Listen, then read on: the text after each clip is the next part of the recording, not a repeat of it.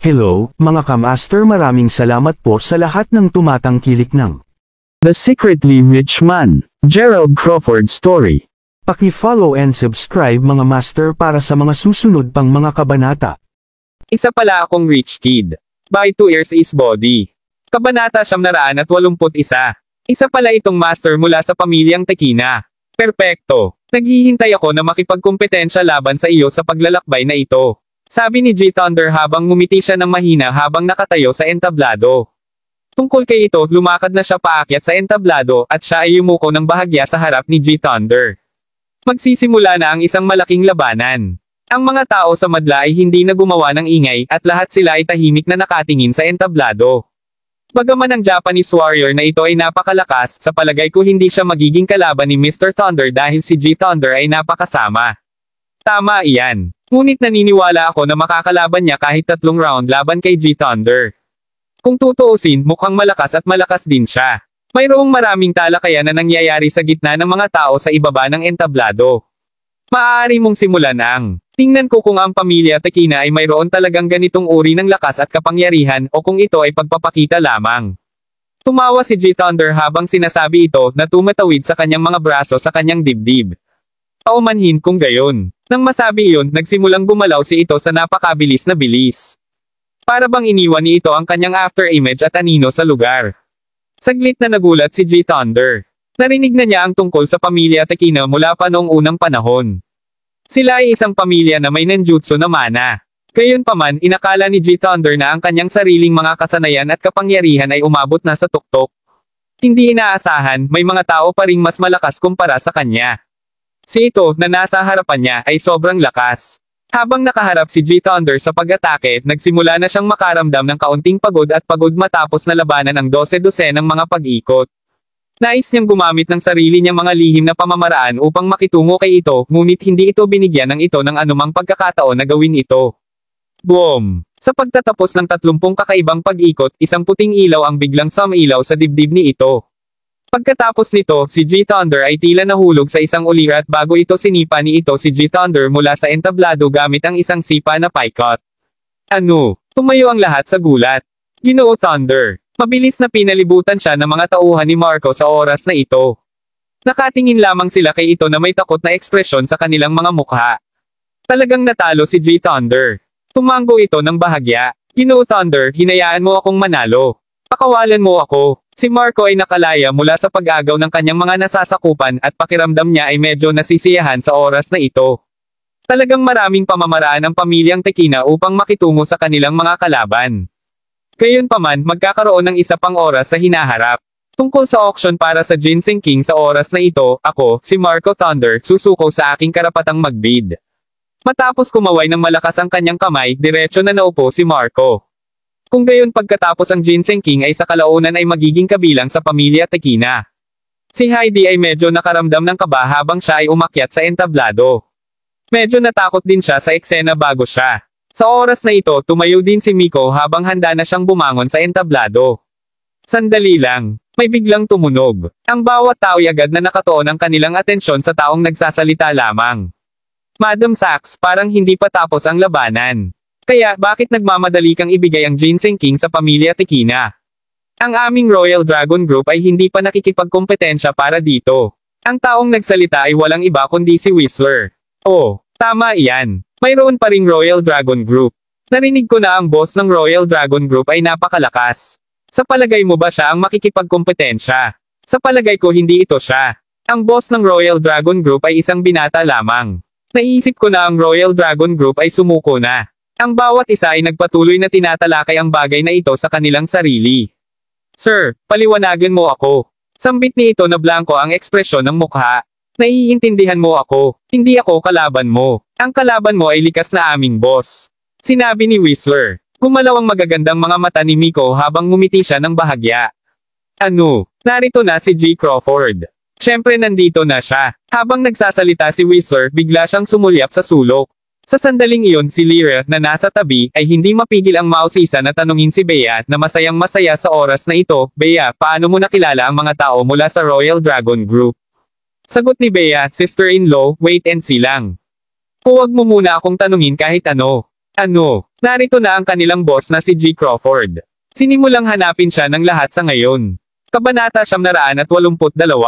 Marjorie, dumating ka sa tamang oras ngayon. Magkakaroon ka ng pagkakataon na makita ang malaking boss sa Heavenly City.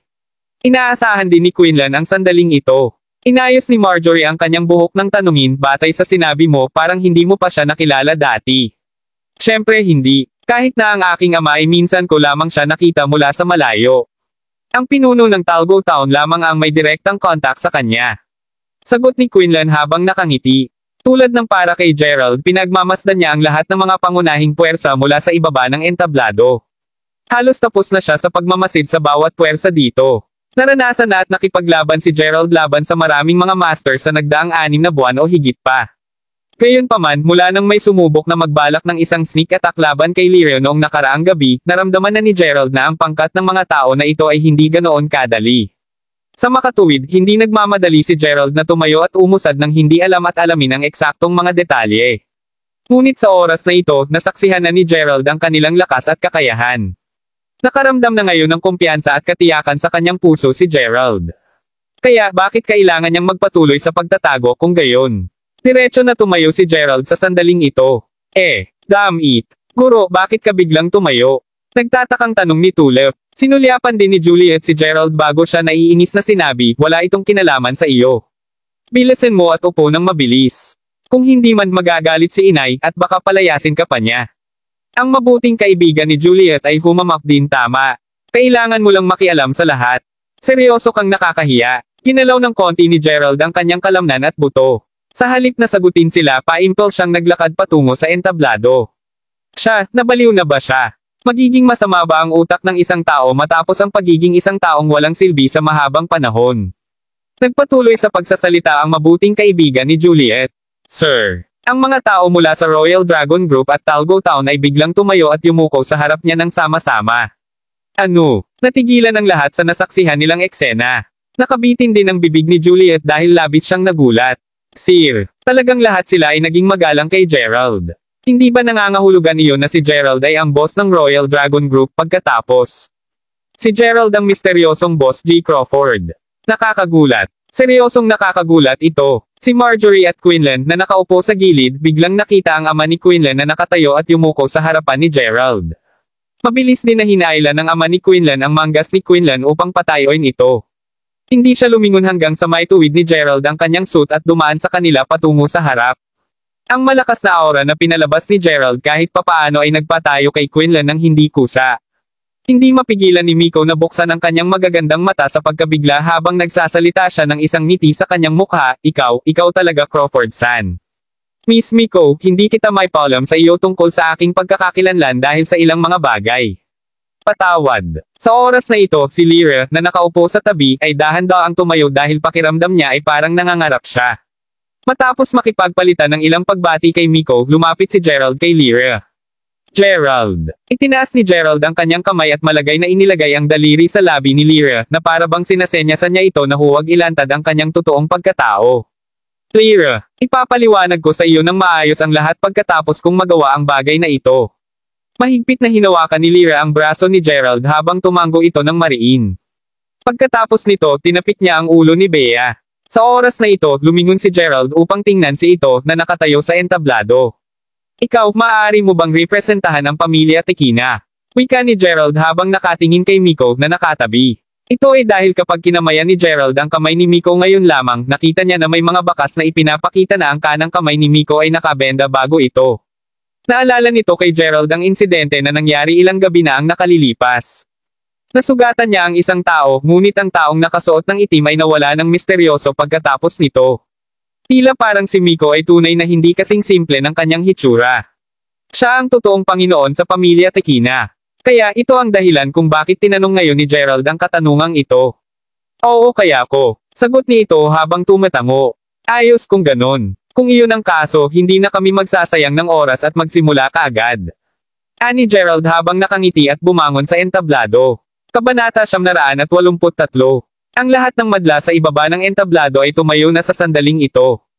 Tungkol kay ito, nagsagawa siya ng ritual ng mandirigma bago siya direktang sumugod patungo kay Gerald.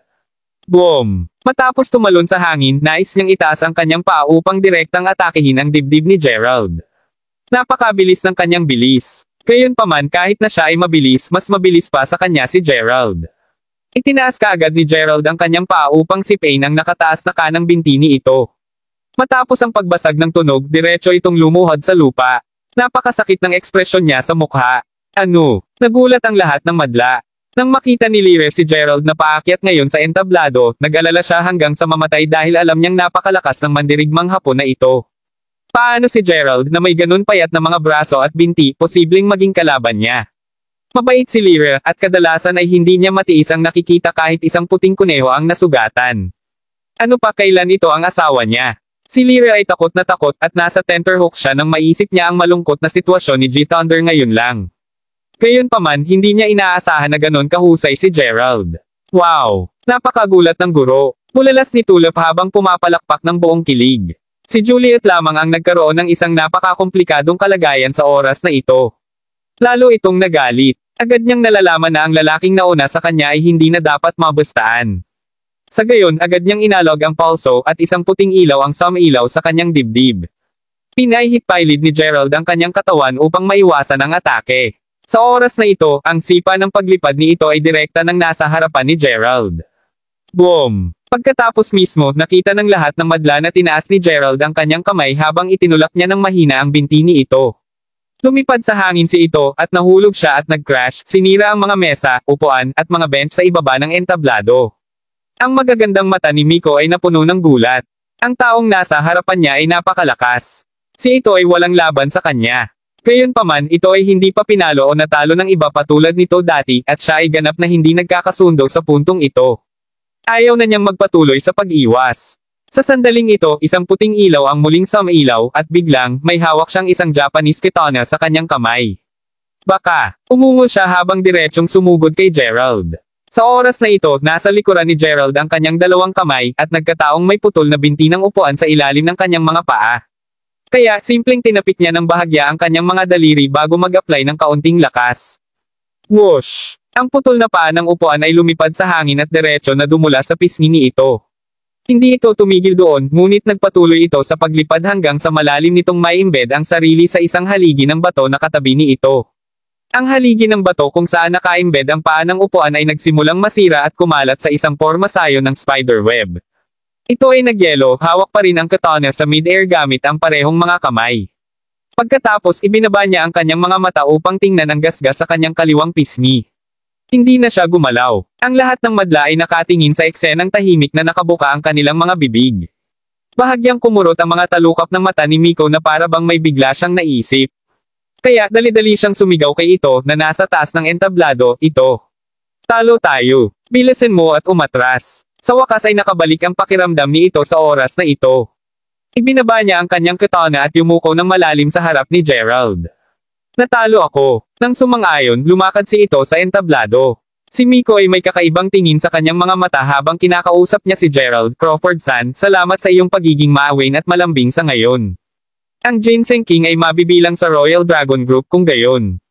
Hinahayaan mo akong manalo. Sambit ni Gerald habang nakangiti sa entablado. Napalunok ni Heidi ang kanyang laway nang kausapin niya si Gerald pagkatapos maglakad sa entablado. Gerald, ikaw talaga ang boss G. Crawford mula sa Royal Dragon Group. Alam ko na hindi ka mukhang isang ordinaryong tao. Karapat-dapat kang maging manugang ng pamilyang Yawl. Hindi man lang nag-abala si Gerald na tumingin kay Heidi habang sinabi niya, Madam Sachs, ililipat namin ang pera sa bank account ng pamilya Yawl nang walang mas mababa isang sentimo. Dadalhin ng Royal Dragon Group ang Ginseng King na ito pagkatapos. Simpleng kinuha niya sa kanyang kamay ang Ginseng King bago siya lumakad sa entablado. Sa oras na ito, ang lahat ay tumitingin sa Royal Dragon Group na may iba't ibang pananaw at pangunawa muli. Napuno ng pagkakasala si ito nang sabihin niya, ate, wala akong silbi. Hindi ko nakatiis kahit anong atake niya. Ito, ang pagkakaiba sa pagitan mo at siya ay hindi nakasalalay sa iyong mga diskarte o paggalaw. Gayunpaman, ito ay dahil lamang sa hindi na siya isang ordinaryong mandirigma. Panipi. Kabanata 984. Mahinang pagsasalita ni Miko. Nagulat si ito. Hindi isang ordinaryong mandirigma. Tinitigan ni Miko si Gerald at ang iba pa na naglalakad sa bundok na may inggit sa mga mata. Sa gayon, hindi mo ba naaalala, sinabi sa amin ni Lolo na kapag ang lakas ng isang tao at ang kanyang mga meridian ay umabot na sa isang antas, hindi na siya magiging isang ordinaryong mandirigma dahil magsisimulang palabasan ang lakas ng panloob na katawan. Hindi ibig sabihin nun champion na siya, no? Sa kasong iyon, hindi talaga nakakagulat. Paano ako maaaring maging kalaban ng isang kampyon na nagsasagawa ng lakas sa loob? Gayunpaman, mukhang hindi tama, sister. Naaalala ko ang sinabi ni Lolo na ang ilang mga may talino na master ay hindi makakagawa ng panloob na lakas kahit na pagkatapos ng pagsasanay at pagsasanay para sa kanilang buong buhay. Gayunpaman, parang halos kasing edad niya kami. Kaya paano niya marahil malaman kung paano ay channel ang kanyang panloob na lakas? Sinabi ni Miko, iyon din ang nararamdaman kong tuliro.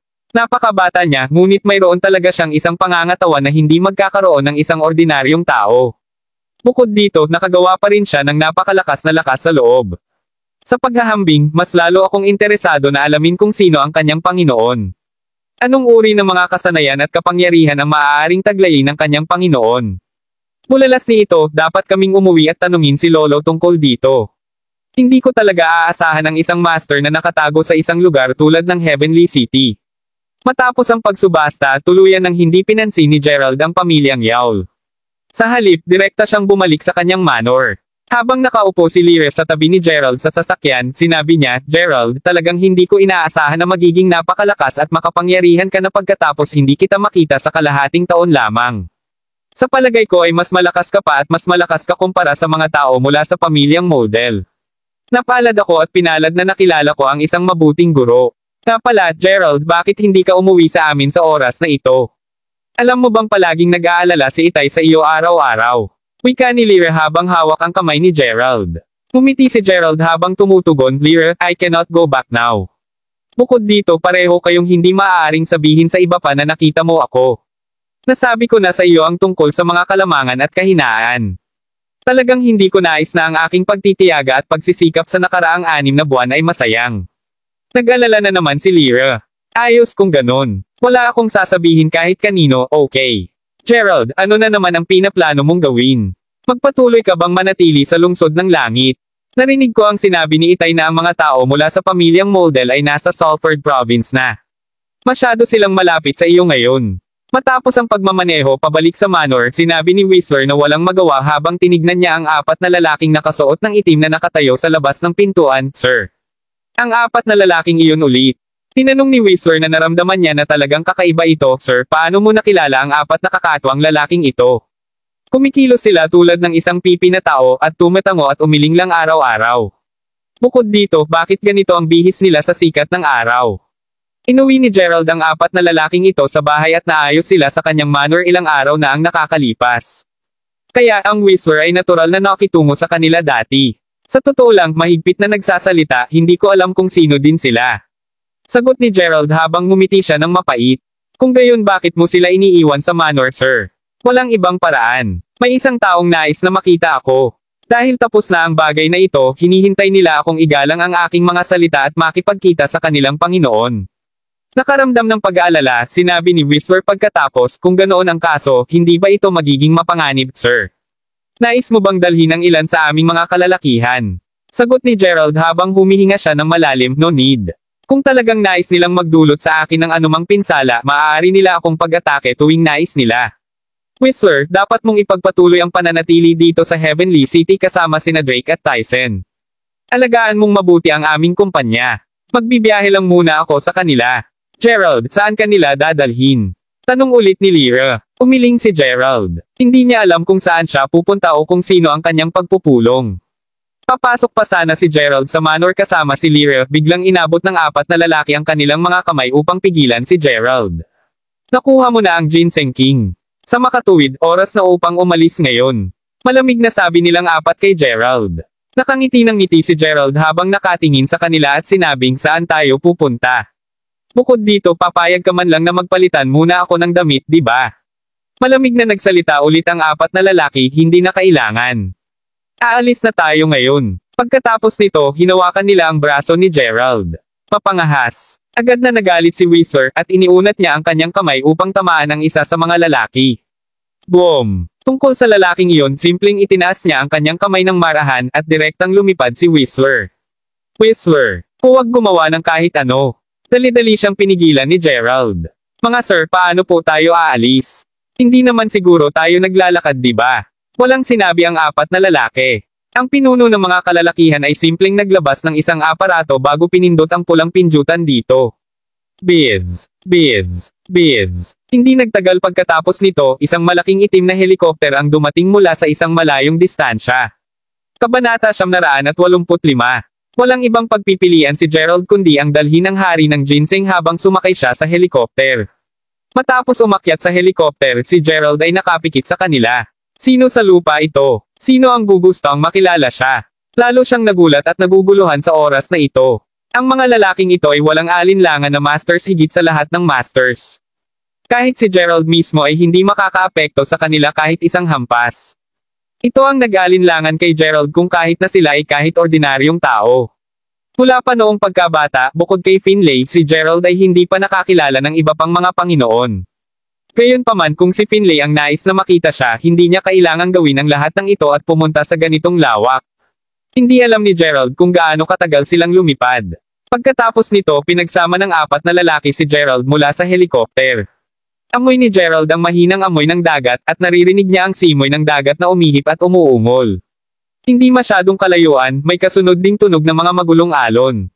Tinanggal ang kanyang piring sa mata. Sa unang tingin, ito ay talagang isang isla. Saan ito? Tanong ni Gerald sa apat na lalaki. Sa pagkakataong ito, ang apat na kalalakihan ay hindi nagpatuloy sa pagpapanggap na pipi habang sinasagot ang The Soul Palace on Colonel Island. Soul Palace. Colonel Island. Lihim na nagulat si Gerald. Sinusundan ni Gerald si Finlay habang naglalakbay siya sa hilaga at timog ng higit sa kalahating taon at nakakuha siya ng maraming pananaw at karanasan. Ngunit nasaan ang Colonel Island na ito? Ano ang Soul Palace? Hindi talaga maintindihan ni Gerald. Gayunpaman, ang maaari niyang matiyak ay ang mga lalaking ito ay lahat mula sa iisang samahan, isang napakahusay na samahan. Mangyaring, dinala ng apat na lalaki si Gerald sa isla. Napakalaki ng isla, at maraming mga malaitim na palasyo na gusali sa isla. Dinala nila si Gerald sa isang lugar sa isa pang looban bago nila husay doon si Gerald.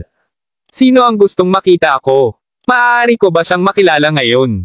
Tanong ni Gerald habang nagsisimula na siyang makaramdam ng lalong balisa. Ang pinuno ng itim ay nagsalita, Mr. Crawford, mangyaring bigyan kami ng Ginseng King. Ang pangkat ng mga kalalakihan na ito ay malinaw naman na hindi sinusubukang agawin ang Ginseng King mula sa kanya. Bukod kahit na talagang sinusubukan nilang agawin ito sa kanya, hindi maipagtanggol at pigilan sila ni Gerald na kunin ito. Kaya, simpleng inabot niya sa kanila ang Ginseng King. Ang apat na kalalakihan ay hindi nagsabi ng ano pa sa kanya, at sila ay lumabas habang tumango ng bahagya. Walang magawa na inisip ni Gerald sa kanyang sarili, ano ang sinusubukan nilang gawin. Nagsimula siyang maglakad pabalik-balik sa silid na balisa. Hindi nagtagal pagkatapos nito, bumukas ang pinto ng silid. Pagkatapos nakita ni Gerald ang isang matandang lalaki na naglalakad na may ilang dalagang nasa likuran niya. Ang bawat isa sa kanila ay may dalang isang plato at mayroong iba't ibang mga bagay sa bawat plato.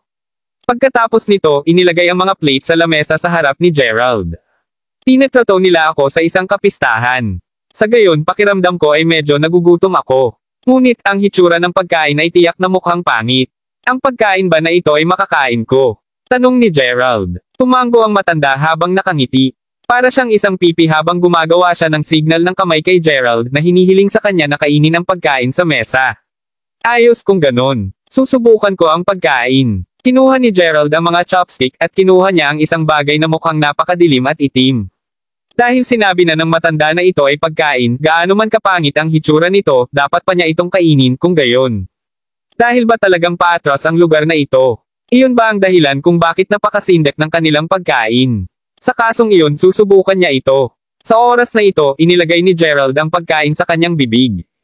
Matapos makagat ang pagkain, napagtanto ni Gerald na ito ay isang balot, ngunit ang pagpuno sa loob ay malambot, at isang bagay na mukhang sopas o gravy ay nagsimulang damaloy sa isang iglap. Napakabait nito. Namula ang mukha ni Gerald habang sumisigaw sa pagdurusa. Tungkol naman sa matanda, paimpel niyang sinenyasan si Gerald na lunukan ang lahat. Ano ito? Bakit ito mapait? Nakaramdam ng ganap na naiinis si Gerald. Gumawa ng kilos ang matanda at naintindihan ito ni Gerald sa isang iglap. Ano? Humihiling ka sa akin na kumain ng gallbladder ng ahas. Bukod dito, hindi man luto. Ito ay ganap na raw. Nagtatakang bulalas ni Gerald. Ang matanda ay nagpatuloy sa paggawa ng isa pang kilos. Ito ang gallbladder ng isang anaconda na nakaligtas sa higit sa 300 taon. Napakahalaga nito. Panipi. Kabanata 986. Pumadjejek si Frank at tumango ang ulo, nagpapahiwatig na kainin ni Gerald ang susunod na plato. Ano ito? Ano? Mga mata ng agila. O hindi, naduwal si Gerald nang makita ang plato ng maliliit na pulang bagay. Hahayaan lang ni Frank na umalis si Gerald kung natapos niya ang lahat sa mesa. Anong klaseng lugar ito? Maraming beses nang nag-retake ulit si Gerald habang tinatanong niya ang sarili sa katanungang iyon. Ang hindi niya maisip na lumalala ang mga bagay. Sa buong buwan, kinain ni Gerald ang mga daang taong gulang na mga goals ng ahas at naligo sa isang pool ng mga halaman. Pamilyar lang si Gerald sa mga paliligo dahil ganoon ang pagsasanay sa kanya ni Finlay. Gayunpaman, naramdaman ni Gerald na ang pool ng herbs na ito ay mas epektibo kaysa kay Finlay dahil, sa loob ng isang buwan, mas malakas siya. Hindi nila sinadya na gamitin ang ginseng king, ngunit sa loob ng isang buwan, pinaghiwalay nila ang ginseng king sa 30 bahagi para lang ubusin ni Gerald. Sinubukan nilang lahat ang lahat upang matulungan silang lumakas si Gerald. Ngunit sino sila? Hindi ko na ito kinakain. Alisin mo sila sa akin. Sa wakas ay sumabog si Gerald nang nagdala ng pagkain para sa kanya si Frank. Kinabahan si Frank at sinubukan niyang itanong kay Gerald kung anong nangyari. Sino ang nais na makita ako at saan ang Mighty Four Kingsman? Sino ang matandang iyon na nagdala sa akin dito? Ano ang gusto ninyong mga lalaki at bakit ang taong nag-drop sa akin dito ngunit hindi man lamang ako pinupuntahan? Nababaliw na si Gerald pagkatapos na siya ay dito ng isang buwan. Tinulak niya si Frank sa tabi at lumabas siya ng pintuan. Kung walang tao na makakakita sa kanya, kailangang mayroong isang tao roon na namamahala dito. Sa wakas ay lumabas si Gerald ngunit walang isang anino sa malaking itim na palasyo na ito.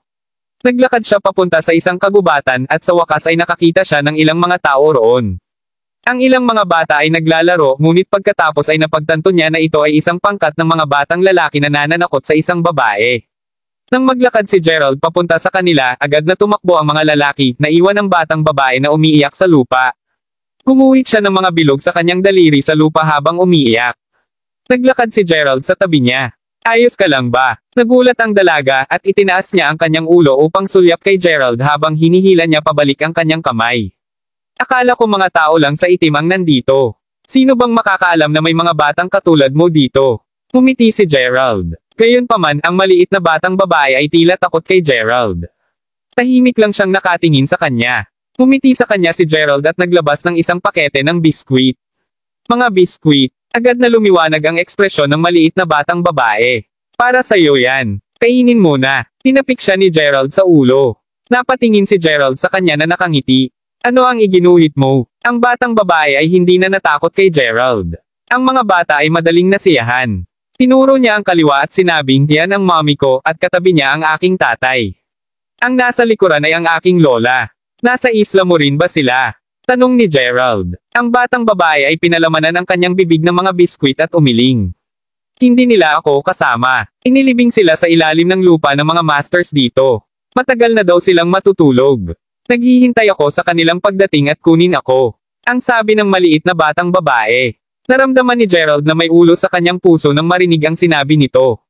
Kumusta naman ang ibang mga bata? Pareho rin sila sa akin. Ang mga miyembro ng kanilang pamilya ay natutulog at ngayon nakatira kami sa islang ito. Sinabi ng maliit na batang babae nang matapos ang unang pakete ng mga biskwit. Pinagsama niya ang lahat ng kanyang lakas upang magbukas ng isa pang pakete ng biskwit, ngunit siya ay masyadong bata pa at hindi niya ito mabuksan. Grabe ang pakiramdam ni Gerald na pinapanood siya. Halika, hayaan mo akong tulungan ka. Kabanata 987. Ano ang ginagawa ninyo sa islang ito? Pinilit ka ba nilang manatili? Nais ni Gerald na malaman ang higit pa. Nagsimula pa ring maghinala si Gerald na pinatay ng mga tao mula sa Soul Palace ang mga magulang ng mga bata at inagaw sila. Young Master Gerald, sobra mo nang naisip. Iniligtas namin ang mga batang ito at pinalaki sila. Isang nakatatandang nakatayo sa likuran ni Gerald. Nakasuot siya ng itim na balabal ngunit hindi natakpan ang mukha. Naglakad siya at tinapik ng marahan ang ulo ng batang babae. Little girl, subukang huwag magmeryenda sa ganitong uri ng pagkain sa hinaharap, naririnig mo ako. Opo, Lolo Wilson. Gusto mo rin ba ng ilang mga biskwit? Tanong ng batang babae. Hindi, salamat. Maaari kang magkaroon ng mga ito. Alalahaning tapusin ang iyong takdang aralin pagkatapos nito. Kung binubuli ka ulit ni Hyusuke at ng mga lalaki, dapat kang pumunta at sabihin sa akin. Salamat Lolo Wilson at Big Brother. Aalis na ako. Kinuha ng dalaga ang mga biskwit at tumakbo pagkatapos niyang magpasalamat. Sino ka? Sumulyak si Gerald sa matanda at nagtanong. 1 buwan pa lang, Gerald. Hindi mo na ako nakikilala. Ngumiti ang matanda. Naaalala ko ngayon. Ikaw ang nagtanong sa mga sundalo na sundan ako. Ako si Wilson Freed. Ang bawat tao sa isla na ito ay tinatawag akong Master Wilson. Ngumiti si Wilson habang umiling. Hinahanap kita. Sinabi mong dadalhin mo ako upang makita ang isang tao. Napakatagal ko ng pagpunta dito, hindi mo ba ako pinapayagang makita ang taong iyon? Galit si Gerald. Naniniwala akong kumakain ka ng mga pagkaing iyon sa 1 buwan ngayon. Maaari kong sabihin mula sa iyong lakas na ang mga impurities sa iyong katawan ay ganap na detox sa tulong ng Ginseng King. Ngayon, narito ako upang dalhin ka upang makita siya. Ngumiti si Wilson. Pagkatapos mo, Gerald. Nakasimangot si Gerald ngunit wala siyang sinabi. Sinundan lang siya nito mula sa likuran. Mayroong mga gusali sa isang bahagi ng isla at sa malapit na sila sa mga gusali, maraming mga pambihirang lalaki na nakaitim ang nagbabantay dito. Si Gerald ay dinala sa pinakamalaking palasyo na tila isang napaka-royally sinaunang palasyo.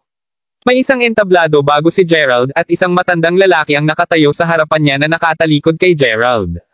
Nakatingin siya sa isang napakalaking piraso ng mapa. Grandmaster, narito na si Gerald. Mahigpit na yumuko si Wilson. Maaari ka nang umalis. Kinaway ng matandang lalaki ang kanyang kamay na nakaharap pa rin sa likuran at umalis si Wilson. Naniniwala akong hindi tayo magkakilala. Nagtanong si Gerald. Oo, hindi mo ako kilala ngunit kilala kita. Ang nag-iisang tagapagmana ng Crawfords si Young Master Gerald Crawford. Oo, halos nakalimutan ko, ikaw din ang manugang na lalaki ng mga yawl at hinabol ka nila pagkatapos na akala nila ay isang duwag ka. Namula si Gerald. Tunay na siya ay isang duwag lahat dahil nais niyang hanapin ang Ginseng King at sa gayon, siya ay naging manugang na tao ng ibang tao. Personal na bagay ko iyan. Wala sa iyong pag-aalala. Gusto ko ring magpasalamat sa lahat ng mahalagang Reg Along nagpalakas sa akin. Sinubukan ni Gerald na baguhin ang paksa. Ang iyong personal na bagay. Sa palagay ko hindi mo naiintindihan ang kahihiyang dinala mo sa iyong pamilya. Hinampas ng matanda ang upo ang marmol habang siya ay lumingon. Nag-eye contact sila at sa wakas ay malinaw na nakikita ng Gerald ang nakatatandang ito. Siya ay may isang buong ulo ng malaswang buhok at isang batang mukha. Ang kanyang mga mata ay maliwanag at malinaw at siya ay tila napakamatikas at kagalang-galang.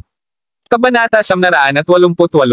Sa ilang kadahilanan, kakaiba ang naramdaman ni Gerald sa pagtingin niya sa matandang iyon, at sa ilalim ng panggigipit na iyon, nakaramdam pa siya ng pagkahiya at pagbaba ng tingin. Ha. Malakas na tumawa ang matanda.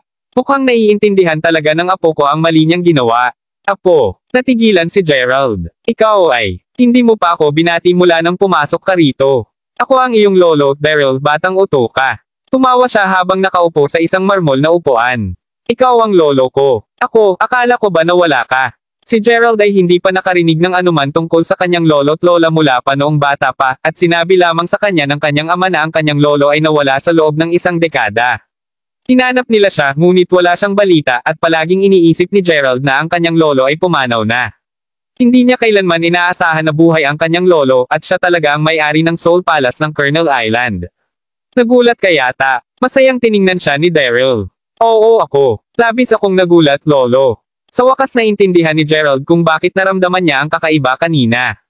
Palagi ka bang nasa Colonel Island at itinatag ang Soul Palace? Gulat na tanong ni Gerald. Oo. Iniwan ko ang Crawfords at iniwan ko ang lahat sa batang si Dylan noon 35 taon na. Halika, Gerald. Umupo ka sa tabi ko at hayaan mong magkwento ako sa iyo. Ngumiti si Daryl. Umupo si Gerald sa upo ang marmol. Ilan sa mga bagay ang alam mo tungkol sa iyong lolo? Tanong ni Daryl. Alam ko lang na iniwan mo ang aking ama 35 taon na ang nakakalipas pagkatapos na kayo ay nagkaroon ng malaking away. Sinuko mo ang posisyon bilang Grandmaster ng pamilya at hindi na bumalik. Sinubukan kong tanungin ang aking ama tungkol sa iyo ngunit hindi niya masyadong sinabi. Mukhang walang sinabi sa iyo si Dylan tungkol sa larawan ng araw. Ang larawan ng araw. Oo. Ito ay isang confidential na larawan na naipasa mula sa aming mga ninuno at ang nilalaman nito ay naglalaman ng mahusay na kaalaman. Ang Crawfords ay palaging napakalakas at mayaman sapagkat taglay namin ang patnubay ng larawan ng araw. Ngunit pagkatapos na pagtanto ko na ang larawan ng araw ay hinulaan na sa loob ng 50 taon, ang Crawfords ay mawawala magpakailanman, at ang larawan ng araw ay hindi kailanman nagsinungaling. Sabi ni Daryl. Narinig ko ang tungkol doon mula sa aking ama at sinabi niya na sa loob ng ilang mga taon, ang Crawfords ay maaaring magtapos sa pagkalugi o pagkamatay. Naalala ni Gerald ang sinabi sa kanya ng kanyang ama. Oo, iyon din ang sinabi ko sa kanya. Palagi akong naghahanap ng isang sagot at sana balang araw, maunawaan ko kung ano ang sinusubukang sabihin ng larawan ng araw. Hanggang sa 35 taon na ang nakakaraan, sa wakas ay nakakita ako ng isang bagong sagot at nakuha ko pa rin ang isang paraan ng kaligtasan na daang taong gulang bago pa man ang mga Crawford.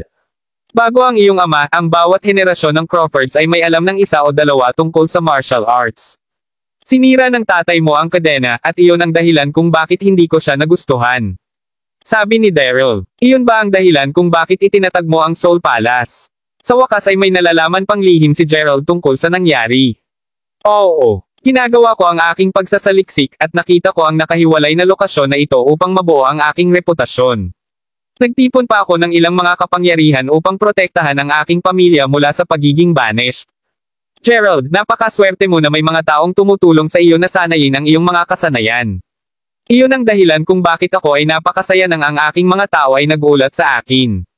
Nangangahulugan ba iyon na kilala mo ang aking Panginoon Finlay? Isa rin ba siya sa iyong mga tao? Tanong ni Gerald. Umiling si Daryl. Hindi ko siya kilala. Gayunpaman, gumawa ako ng ilang pagsasaliksik sa kanyang background at may nakita akong isang bagay na ikinagulat ko. Ang aking mga impormante ay nasa buong mundo at walang-wala akong nalalaman tungkol sa, ngunit ang iyong Panginoon na si Finlay Quick ay nagbigay sa akin ng isang mahirap na oras. Naniniwala akong Finlay Quick ay hindi kahit ang kanyang tunay na pangalan. Ang isang bagay na sigurado ay siya ay isang mahusay at makapangyarihang master, ang kanyang mga kasanayan ay higit na mahusay kaysa sa akin. Panipi. Kabanata 989. Mas malaki siya sa iyo. Gulat na gulat si Gerald. Nakangiting tumango si Daryl. Hindi mahalaga kung siya ay aming kaibigan o kaaway dahil siya ay nagligtas sa iyo at nagturo sa iyo ng ilang mga matibay na pangunahing kaalaman. Kung hindi dahil sa kanya, hindi kita ganoon kabilis makita. Nais kong magkaroon ka ng isang matatag na pundasyon upang maaari kang dumaan sa impyerno na pagbabago. Karaniwang tatagal ng 3 taon upang maitaguyod ang ganitong uri ng pundasyon. Gayunpaman, ang iyong katawan ay medyo solid at sa tulong ng Ginseng King, ang iyong katawan ay mayroong lahat ng kailangan para makaligtas ka sa impyerno na pagbabago. Sabi ni Daryl. Ang impyerno pagbabago. Naguluhan ulit si Gerald. Oo. Ito ay isang bagay na nakuha ko sa larawan ng araw at dahil dito, nakakuha ako ng mga kasanayang wala sa mga normal na tao at naging isa sa mga alamat. Sa totoo lang, ang iyong mga kinakailangan ay mas mahusay kaysa sa akin. Alamat. Narinig ko ang tungkol doon mula kay Finlay. Nabanggit niya na kapag ang mga mandirigma ay sinanay sa isang tiyak na antas, magkakaroon sila ng panloob na lakas at maging kampyon. Matapos maging kampyon, minindigan sila ng isang pagkakataon upang maging mga alamat, ngunit ang pinakamahusay lamang sa pinakamahusay na maaaring maging kampyon, at ang mga alamat ay lampas sa larangan ng mga misteryo. Lolo, isa ka na sa mga alamat. Ang interes ni Gerald ay nabuo. Si Gerald ay nakatanggap ng maraming mga lihim ng pagpapakain mula kay Finlay, at ngayong natapos na niya ang Ginseng King, siya ay tunay na naging isang kampyon. Gayunpaman, ang kanyang lolo ay talagang mula sa isa sa mga alamat mula sa larangan ng mga misteryo. Oo, naging alamat ako 20 taon na ang nakaraan. Sinanay ko rin ang isang maliit na bilang ng mga mandirigma dito upang maging isang mid-level o mataas na antas na kampyon sa pamamagitan ng mabago na pagbabago. Ang iyong mga kasanayan ay maaari lamang sa antas ng nagsisimula. Tumawa si Daryl. Hindi nakakagulat na ang iyong mga tao ay napakalakas at mahiwaga. Lahat sila ay kampyon. Sino mang dito ay maaaring talunin ka ng 10 beses. Ngunit huwag kang mag-alala dahil gugugulin ko ang lahat ng mga mapagkukunan para sa impyerno na pagbabago sa iyo at tuturuan din kita ng mga paraan. Gerald, simula ngayon ikaw ang magiging kinabukasan ng mga Crawfords. Kaya't ito ang tungkol sa plano mo. Naintindihan na rin ni Gerald. Ngunit, tila nag-alala si Daryl. Ano ito? Ito lang pagkatapos ng pagbabago ng mala-impyerno, ang iyong mga kapangyarihan ay mapapabuti ng labis at matatanggap mo ang pagpapala ng mga dragon. Wala ka ng katawan ng isang normal na tao at magkakaroon ng mga epekto na iyong pagkatao. Ibang-iba ka sa kung sino ka ngayon. Tumagal ako ng mga dekada upang mahina rin. At ang lahat ng ito ay dahil mayroon akong malaking kapangyarihan upang sugpuin ito. Natatakot ako na kapag hindi mo mapigilan ang pagpapala ng mga dragon sa loob mo, maaari kang maging nag-aalanggen si Daryl. Maaari kang maging isang uhaw sa dugo na demonyo at pumatay ayon sa gusto mo. Ngunit huwag kang mag-alala. Pinagmamasdan kita mula bata pa at ikaw ay isang napakabait na taong tulad ng iyong ina. Hindi ka makikipaglaban para sa mga kapangyarihan at naniniwala akong makokontrol mo ang mga kapangyarihan sa loob mo. Tinapik ni Daryl si Gerald sa balikat. Kailangan ni Gerald ng mga kapangyarihan. Kailangan niyang lumakas. Naintindihan niya na ang pera ay hindi maaaring maprotektahan ang mga taong mahal niya at tanging ang kapangyarihang kontrolin ang lahat ay kaya. Ang iyong pangalawang tiyuhin, si Peter, ay din ang tamang tao na dumaan sa mabangis na pagbabago ngunit sa kasamaang palad. Isang pahiwatig ng kalungkutan ang sumilay sa mga mata ni Daryl. Sa kabutihang palad, ang Crawfords ay mayroon ka, Gerald. Ikaw ang aming bagong pag-asa. Masasanay ka muna sa Colonel Island. Pagkalipas ng isang linggo, magsisimula ang pagbabagong impyerno at magpapatuloy ito sa kalahating taon. Para sa isang linggong ito, ihahanda ko rin ang puwang para sa iyo. Gerald, alam kong dadaan ka sa maraming sakit sa lalong madaling panahon, ngunit hindi ito isang bagay na maaari mong takasan. Bilang susunod na henerasyon ng Crawfords, ito ang iyong tungkulin. Natatakot ka ba? Hindi. Ang kanilang pag-uusap ay tumagal hanggang hating gabi. Pagkalipas ng 7 araw, ang Grandmaster ng Soul Palace na si Daryl ay nagdala ng kanyang apo na si Gerald at pumasok sa misteryosong espasyo. Inutusan ng Grandmaster ang lahat na sa loob ng kalahating taon na ito, walang dapat guluhin sila makalipas ang kalahating taon. Triangle District ng langit na lungsod. Mayroong mga hanay ng mga kotse na nakapark sa tabi ng kalsada at may ilang daang mga tao. Ang lahat ay naghihintay para sa kanilang pinuno na para bang hinihintay nila ang pagbabalik ng kanilang bayani. Whoosh! Di nagtagal, isang helikopter ang lumapit at huminto ito sa harap ng lahat. Bumukas ang pintuan ng helikopter at isang kalbo ang lumabas dito kasama ang isang pangkat ng mga taong sumusunod sa kanya. Kabanata 990. Ang kalbo ay may peklat sa mukha at mukhang mabangis siya. Boss Sven, sa wakas bumalik ka na. May sumigaw. Sven! Sven! Nag-cheer ang lahat. Lahat sila ay nagpapahayag ng kanilang labis na emosyon pagkalipas ng kalahating taon. Ang kanilang hari ng langit na lungsod, sa wakas ay bumalik. Sino pa ito kung hindi si Sven Westmore? Boss Sven, ikaw ay malayo upang makapagpatuloy ng iyong pag-aaral sa larangan ng pagluluto sa culinary ng napakatagal, at ngayon, ang langit na lungsod ay nagbago. Iyong kapatid na lalaki, kinawayan ni Sven ang malamig ang kanyang kamay upang hilingin sa lahat na manahimik. Alam ko ang tungkol sa lahat ng nangyari. Si Leaf ay pinatay, ang aming mga site ay na-interest at ang Ginseng King ay nawala. Alam ko ang lahat. Royal Dragon Group. Tingin talaga nila na wala ng Westmore na natira sa Heavenly City. Malamig at matalas ang mga mata ni Sven. Ang Royal Dragon Group. Saan napunta ang boss? Wala pa ring balita. Alam lang namin na nagpunta siya sa Hilaga at nasa Weston siya. Kahit na ang mga tao mula sa Japan ay nagpadala ng mga tao upang hanapin siya, ngunit walang balita tungkol sa boss. Patuloy na hanapin siya. Galit na galit si Drake. Si Drake, Tyson, at Whistler ay naglalakad pataas at pababa ng ice na nag-aalala. Kalahating taon na, at ang Royal Dragon Group ay naging isa sa pinakamalakas na samahan sa Triangle District. Ang mga ito ay may pinakamaraming mga site kumpara sa iba pang mga organisasyon sa paligid nila.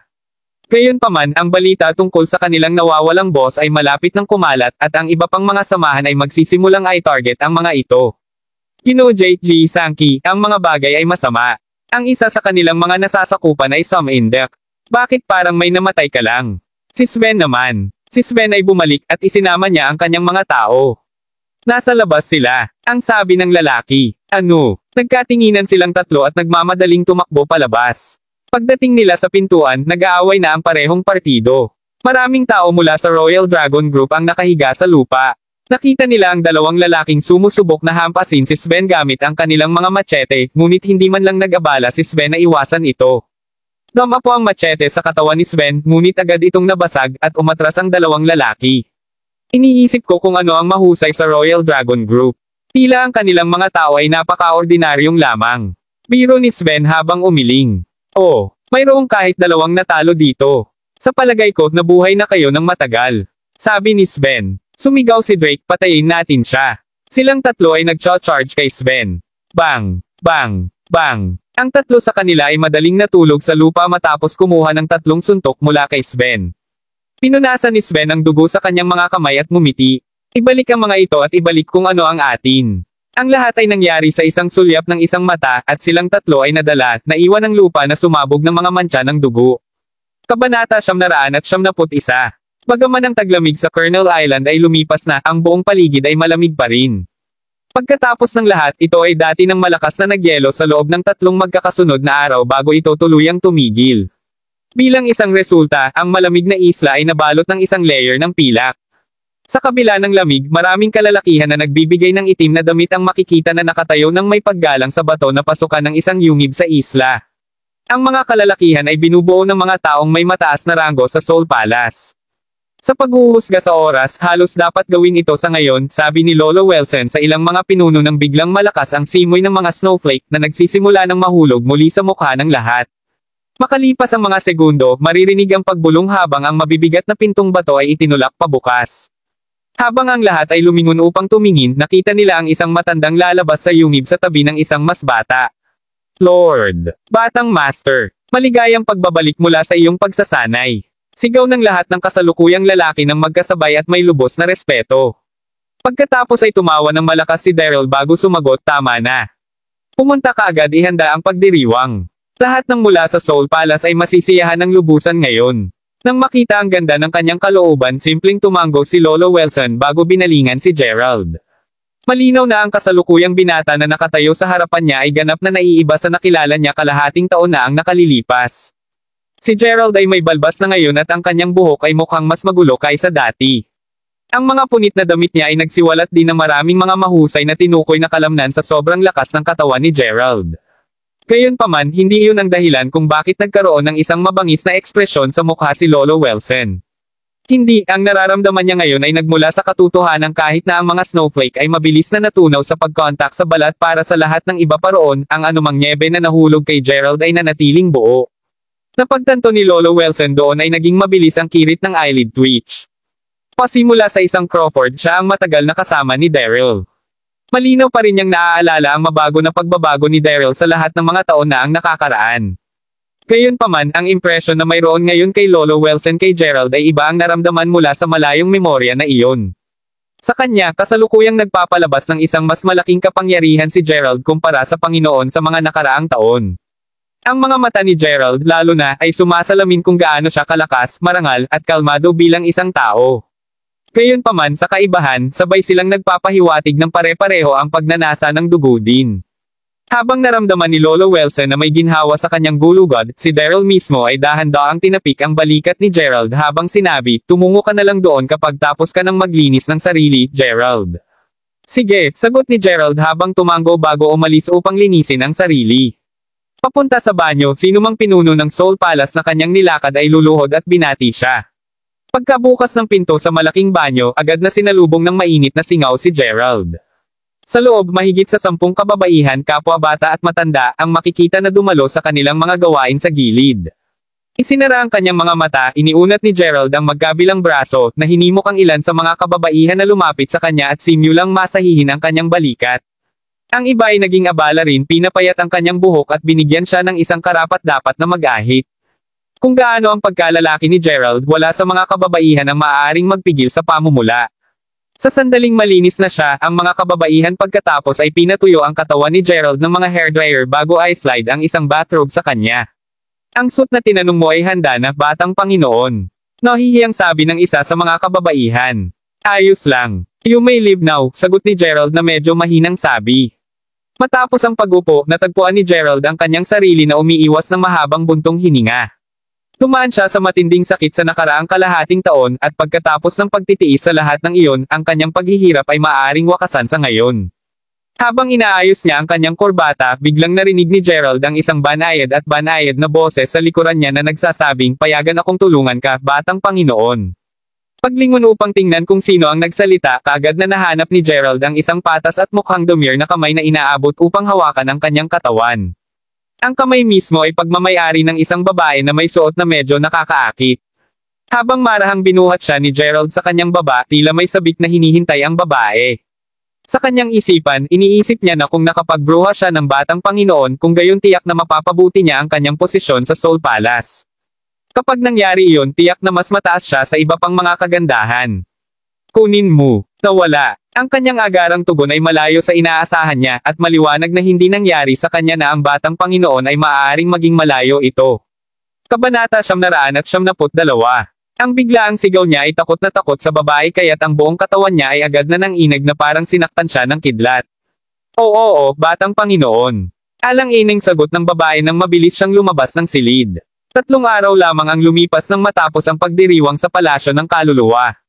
Kinaumagahan kinabukasan, lahat mula sa palasyo ng kaluluwa ay nagtipon sa pampublikong plaza ng isla. Matagumpay kang nagawa ito sa pamamagitan ng iyong malaimpyerno na pagbabago, Gerald, at sasabihin ko na ang iyong huling resulta ay nalampasan pa ang aking inaasahan. Gayunpaman, habang kasalukuyang nakakontrol mo ang iyong pag-uugali, hindi pa rin ito matatag. Kung nais mong gampanan ang mga pagpapala ng dragon sa pinakamataas na antas nito, kakailanganin mong uminom ng banal na dugo ng banal na sorrow. Kapag ginawa mo ito, tutulong ito sa pagtulong sa iyong makontrol ang iyong ugali. Ipapaalam ko sa iyo ang Lolo Wilson na tutulong sa iyo sa iyong pagbabalik doon. May kamalayan ako, Lolo. Pinag-uusapan kung kailan ka babalik doon upang tumingin sa paligid.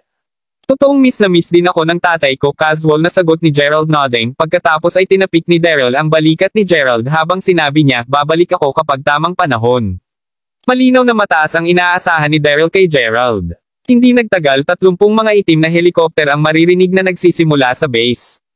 Ang paglalagay ng isang matibay na titig sa kanyang lolo, sinabi ni Gerald pagkatapos, mag-ingat ka, Lolo. Aalis na tayo ngayon. Sa nasabing iyon pagkatapos ay bumaling siya upang sumakay sa isa sa mga helikopter. Sa pag-alis ng mga helikopter kasama si Lolo Wilson, higit sa 300 dalubhasa mula sa isla, at si Gerald mismo, ang kanilang malakas na droning ay dahan-daang nawala mula sa isla habang lumilipad sila patimog. Samantala, ang gabi ay lalong dumidilim at dumidilim sa loob ng mga suburb ng Triangle District sa loob ng lungsod ng langit.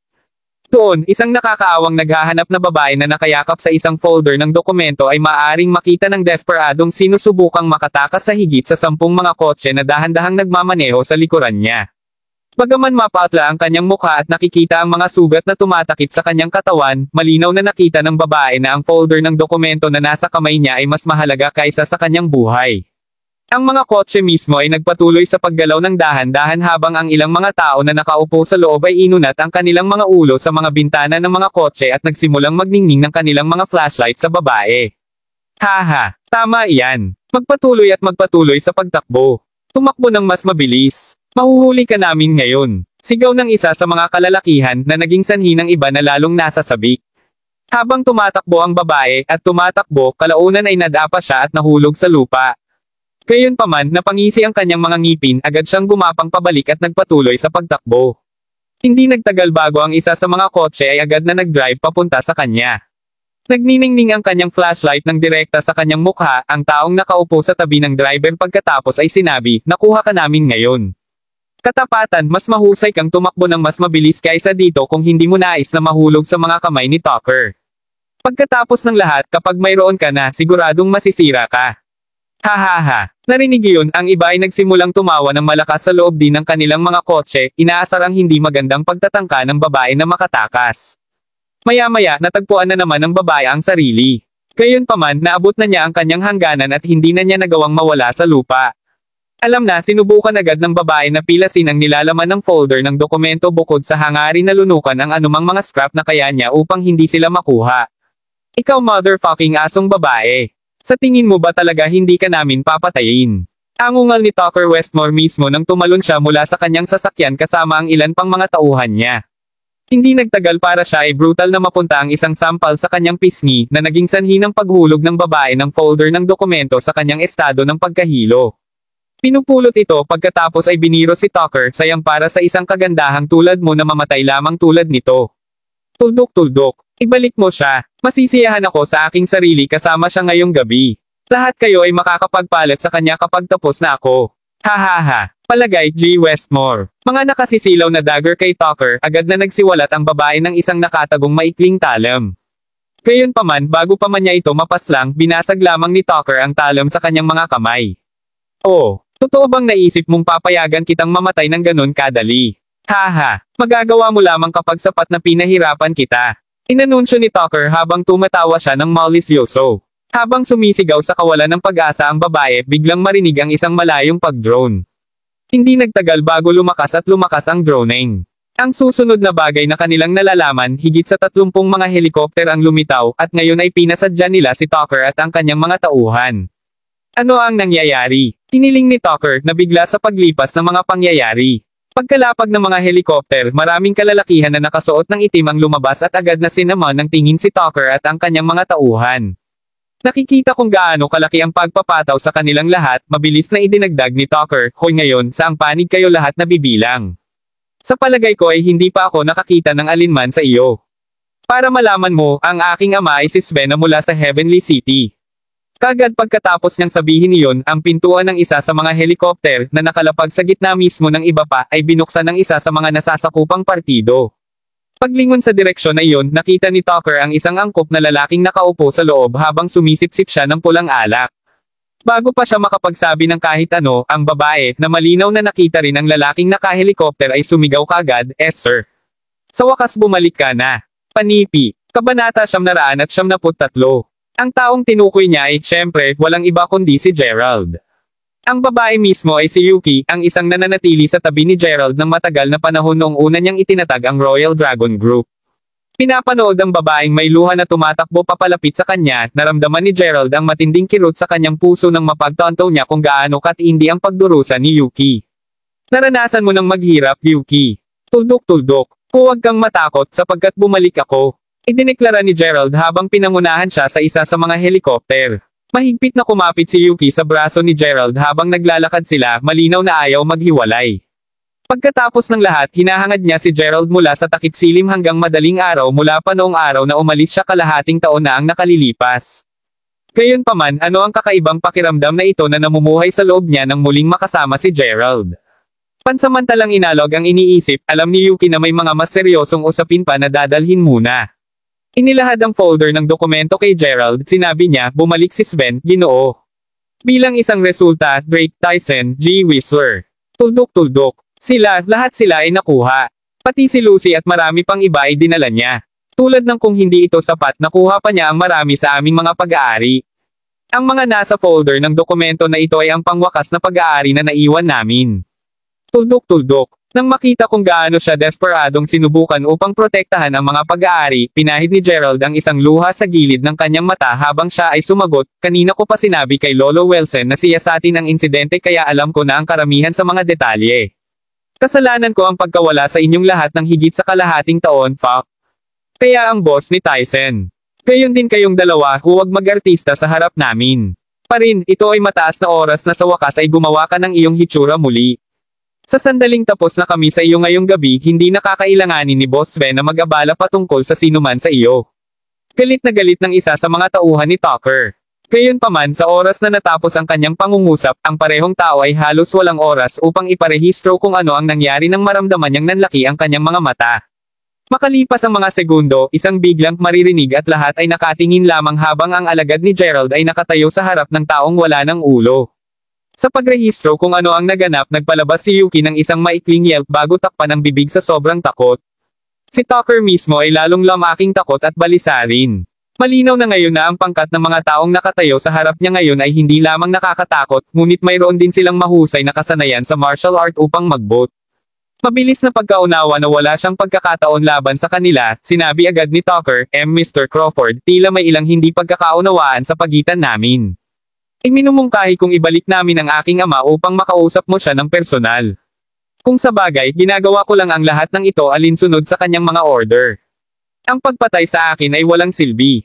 Kaya paano ito? Dapat ko bang tawagan ang aking ama? Nang wala siyang nakuhang tugon, sumiksik ang takot ni Tucker at agad na lumuhod ang balisa na lalaki. Bilang kanyang huling paraan, huminga siya bago nagsumamo, mangyaring explain ang aking buhay, G. Crawford.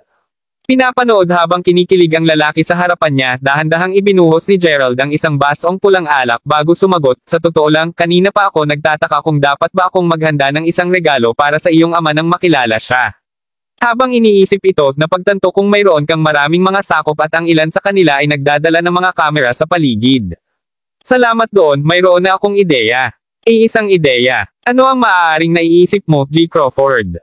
Tungkol sa kung bakit ang mga nasasakop ni Tucker ay nagdadala ng mga kamera sa paligid, ito ay dahil sa si Tucker ay may isang medyo baluktot na ugali.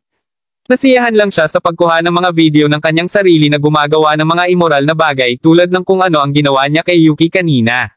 Nakita niya ang kanyang mga aksyon bilang isang bagay na dapat tandaan, kaya naman ang ilan sa kanyang mga sakop ay nakagawian na magdala ng mga kamera saan man sila magpunta. Sa totoo lang, kakailanganin ko ang iyong kooperasyon upang makapag-shoot ng maikling video. Ipapakita ko ito sa iyong ama bilang regalo sa pagkakakilala sa kanya, sagot ni Gerald. O syempre handa akong makipagtulungan. Gagawin ko ito, J. Crawford. Narinig iyon, lumingon si Gerald upang tingnan ang isa sa kanyang mga nasasakupan. Ang pinag-uusapan ay agad na nakuha ang pahiwatig upang pumasok sa cabin. Makalipas ang ilang sandali, nanlaki ang mga mata ni Tucker nang makita ang nasa ilalim na nagdadala ng lalagyan ng gasolina kasama niya. Naintindihan niya ang balak gawin ni Gerald. Piho, wag mo akong patayin. Pakiusap ni Tucker nang agad itong gumapang pabalik at tangkang tumakas. Bago pa man siya makagawa ng isang hakbang pasulong, gayon pa man, naramdaman niya ang isang bato na tumusok sa kanyang dibdib. Tugo na ngayon na lumalabas sa kanyang sariwang sugat, muling nahulog sa lupa si Tucker, marahas na kumaibot. Ang mga nasasakupan niya ay nakatingalo lamang sa takot, tuluyan ng naparalisa habang ang subordinate ni Gerald ay pinahid ng gasolina sa buong katawan ni Tucker. Takpan mo ang iyong mga mata, Yuki, sabi ni Gerald habang hinaharangan ang kanyang paningin gamit ang kanyang sariling kamay bilang isang hakbang sa kaligtasan. Pagkatapos nito, nag-order si Gerald ng banayaden mo siya. Isang piercing hiyawan ang pumuno sa hangin ilang sandali pagkatapos. Kabanata 974. Pagkalipas ng ilang panahon, dahan-daang namatay ang sigaw ng matinding paghihirap. Sa pamamagitan nito, bumalik sina Gerald, Yuki, at ang kanyang mga tauhan sa manor. Pagdating doon, sinabi ni Gerald kay Yuki na humiga at magpahinga muna. Paglingon sa susunod na pagtingin kay Wilson, tinanong niya kaya, nasaan si Sven sa kasalukuyan. Matapos itong suriin, nalaman namin na nagsasagawa siya ng isang pagdiriwang sa Heavenly City Hotel sa ngayon. Inimbitahan niya ang maraming malalaking pag-shot mula sa lungsod ng langit dahil gusto niyang malugod silang bumalik. Gayon din, nalaman namin na kahit na si Drake, Tyson, at Whistler ay pinahirapan, ang kanilang buhay ay wala sa anumang panganib kahit papaano. Sa aming pagsisiyasat, nalaman din namin na si Sven ay nagpunta sa isang bansa sa Timog Silangang Asya kalahating taon isang taon upang palakasin ang kanyang sarili. Dahil doon, mayroon na siyang mga napakahusay na kasanayan sa kanyang arsenal, sagot ni Wilson habang ngumiti siya sa mapait. Nakita ko. Kung gayon dapat nating harapin siya ngayon bago siya magkaroon ng pagkakataong magdulot ng anumang gulo sa hinaharap. Manatili ka rito at alagaan mo si Yuki para sa akin habang ililigtas ko ang aking mga kalalakihan, Wilson, sabi ni Gerald. Ngunit batang Panginoon, hindi mo pa natupok ang banal na dugo. Sa iyong pag-uugali na kasalukuyang hindi matatag, natatakot ako na. Mayroong isang magandang dahilan kung bakit parang nababahala si Wilson. Kung tutuusin kung walang problema si Gerald sa pagpatay sa iba sa sandaling umalis siya sa pagsasanay, natatakot si Wilson na siya ay lalago lamang upang maging mas malayo. Maaari kong makontrol ito. Sa pamamagitan nito, pumili si Gerald ng 30 katao na sasama sa kanya bago umalis sa hotel. Samantala, sa mismong hotel, ang biglaang paglamig ay maramdaman habang ang gabi ay lalong dumilim. Sa kabila ng malungkot na pakiramdam, biglang sumigaw ang boses ng isang babae, bakit ka pa rin tumatakbo? Sinusubukan ka ni nanay na hanapin ka kahit saan. Sa pagbabalik ni Boss Sven ngayon at sa kamakailang kakilakilabot na kaganapan sa Heavenly City, makabubuting mag-ingat ka. Ang may-ari ng tinig ay isang medyo mayaman at nakakaakit na mukhang babae na mukhang nasa 24. Ang kanyang tono lamang ay iminungkahi din na siya sa isang paraan, isang kagandahang intelektual. Tungkol naman sa ibang batang babae na kausap niya, tila siya ay medyo mas bata sa edad na 20. Kahit na siya ay pantay kasing kaakit-akit tulad ng mas matandang babae. Pareho silang nakatayo sa pasukan ng hotel at napagtanto kung gaano sila malakas, agad na inayos ng matandang babae ang kanyang buhok bago sinabi, ngayon sumama ka na at pumasok na tayo sa loob. Mabuti, sa totoo lang, mauna ka muna. Lumabas ako dito sa unang lugar upang kumuha ng sariwang hangin, alam mo ba? Babalik ako doon sa medyo, sagot ng nakababatang babae. Panipi tuldok. O sige, ngunit mas mabuti kung hindi ka magsisinungaling sa akin. Tuldok. Ay pangako mo sa akin na magtungo ka ulit sa sandaling mas maayos ang pakiramdam mo, okay? Sabi ng babae sa medyo balisa na tono bago tuluyang umalis. Ito ay maliwanag, gayunpaman, na ang batang babae ay hindi masyadong masigasig na bumalik sa loob. Pagyuko sa lupa, pumili siya ng ilang mga bato bago itapon ang mga ito sa buong lugar, isa-isa. Maya-maya ay nagsawa, nagpout siya bago hinayla pabalik sa hotel. Pagdating sa lobby, laking gulat ng dalaga nang makita ang isang pangkat na mga kalalakihan na lumalabas sa tila isang lihim na daanan mula sa likod ng isang salamin sa dingding. Tulad ng kung hindi sapat ang pagkabigla, ang pakiramdam na iyon ay naging isang cocktail ng takot, sorpresa, at kagalakan sa sandaling nakita niya kung sino ang namumuno sa mga kalalakihan. Ha, hindi ba? Halos kalahating taon na mula nang huli siyang makilala kaya't sabik na sabik ang batang babae na batiin ang kanilang pinuno. Gayunpaman, bago niya ito nagawa, isang malakas na boses ang nagsabi, "Ano ang ginagawa ninyong lahat dito?" Ang boses ay nagmula sa isa sa mga tanod ni Sven na nakadestino sa pasukan ng hotel. Salamat sa kakaibang komento ng dalaga, siya at maraming iba pang mga bantay ni Sven ay nahuli ang mga nakalusot na kalalakihan sa kanilang kilos, at sila ngayon ay ganap na napapaligiran. Sa halip na isang verbal na tugon, ang mga kalalakihan mula sa kalabang grupo ay pinili na mabilis na dumulas patungo sa bawat isa sa kasalukuyang mga bantay ni Sven. Sa bilis ng breakneck, maramihang mga pagsnap ang naririnig habang ang mga bantay ni Sven ay nahuhulog sa lupa, ang lahat ng kanilang mga ulo ay nakakiling sa mga hindi magandang anggulo. Nakikita ang lahat ng mga patay na gwardiya na may sirang leeg, isang waiter, na nagkataong nasa lobby, ay agad na nagpalabas ng isang takot na takot.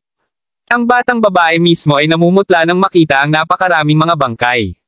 Sa kanyang sobrang pagkabigla, agad siyang nagsimulang tumakbo sa hagdan upang humingi ng kaligtasan. Nang makita ng takot na babae ang isang miyembro ng pamilya, mabilis na sinabi ng mas matandang babae, "Ayan ka. Bilasin mo na at umupo ka na." Kasunod nito, nagbuntong hininga ang matandang babae bago idinagdag, "Sa pagbabalik ni Boss Sven sa wakas, malalaking pagbabago ang kailangang mangyari sa makalangit na lungsod. Tuldok-tuldok. Dahil doon kailangan naming yowls na kunin ang anumang pagkakataon na magpapakita mismo. Dahil ikaw at ang iyong kapatid na babae ang humabol sa akin, pareho kayong lubos na maganda. Dahil dito, mangyaring maging sa iyong pinakamahusay na pag-uugali sa sandaling dumating si J. Tucker. Sino ang nakakaalam, ang isa sa iyo ay maaaring magwakas sa kanya. Kung nangyari iyon, tiyak na ang aming pamilya ay talagang makakataas ng ranggo ng napakabilis." Ito ay malinaw sa puntong ito na ang tatlong mga kababaihan ay walang iba kundi ang Tulip, Juliet, at Heidi. Dahil si Juliet ay naging mas matanda kumpara sa taong naging kalahating taon na ang nakakaraan, medyo madali niyang nahuli na may isang bagay na hindi tama sa kalagayan ng kanyang nakababatang kapatid. Nag-aalala, tinanong niya pagkatapos, "Ano ang mali, Tulip? Bakit namumutla ang mukha mo?" Huminga si Tulip saka huminga ng malalim bago marahang sinabi, "Kanina, nasa ibaba ako, ay, sa palagay ko nakita ko siya." Tuldok-tuldok tandang padamdam panipi. "Siya?" tanong ni Heidi. Sa sobrang pagkaing ng kanyang isipan, kaagad na nagkaroon si Juliet ng kutob ng sinalubong ng kanyang kapatid. Sa pakiramdam na bumilis ang tibok ng kanyang puso, idinagdag pa ni Juliet, "Sino ang eksaktong nakita mo, Tulip?" Sa wakas ay hindi mapigilan ang kanyang luha, si Tulip ay nanginginig sa takot habang sumisigaw, "Siya na." Sa wakas bumalik na siya. Panipi. Kabanata 975. Para sa pag-ibig ng Diyos, bigyan kami ng isang pangalan. Sagot ni Juliet na ngayon ay sobrang kinakabahan. "Nakilala ko si Gerald." Bulalas ni Tulip. "Ano?" Sumagot kapwa Heidi at Juliet habang nanlaki ang kanilang mga mata. "Kaya paano kung nakilala mo siya?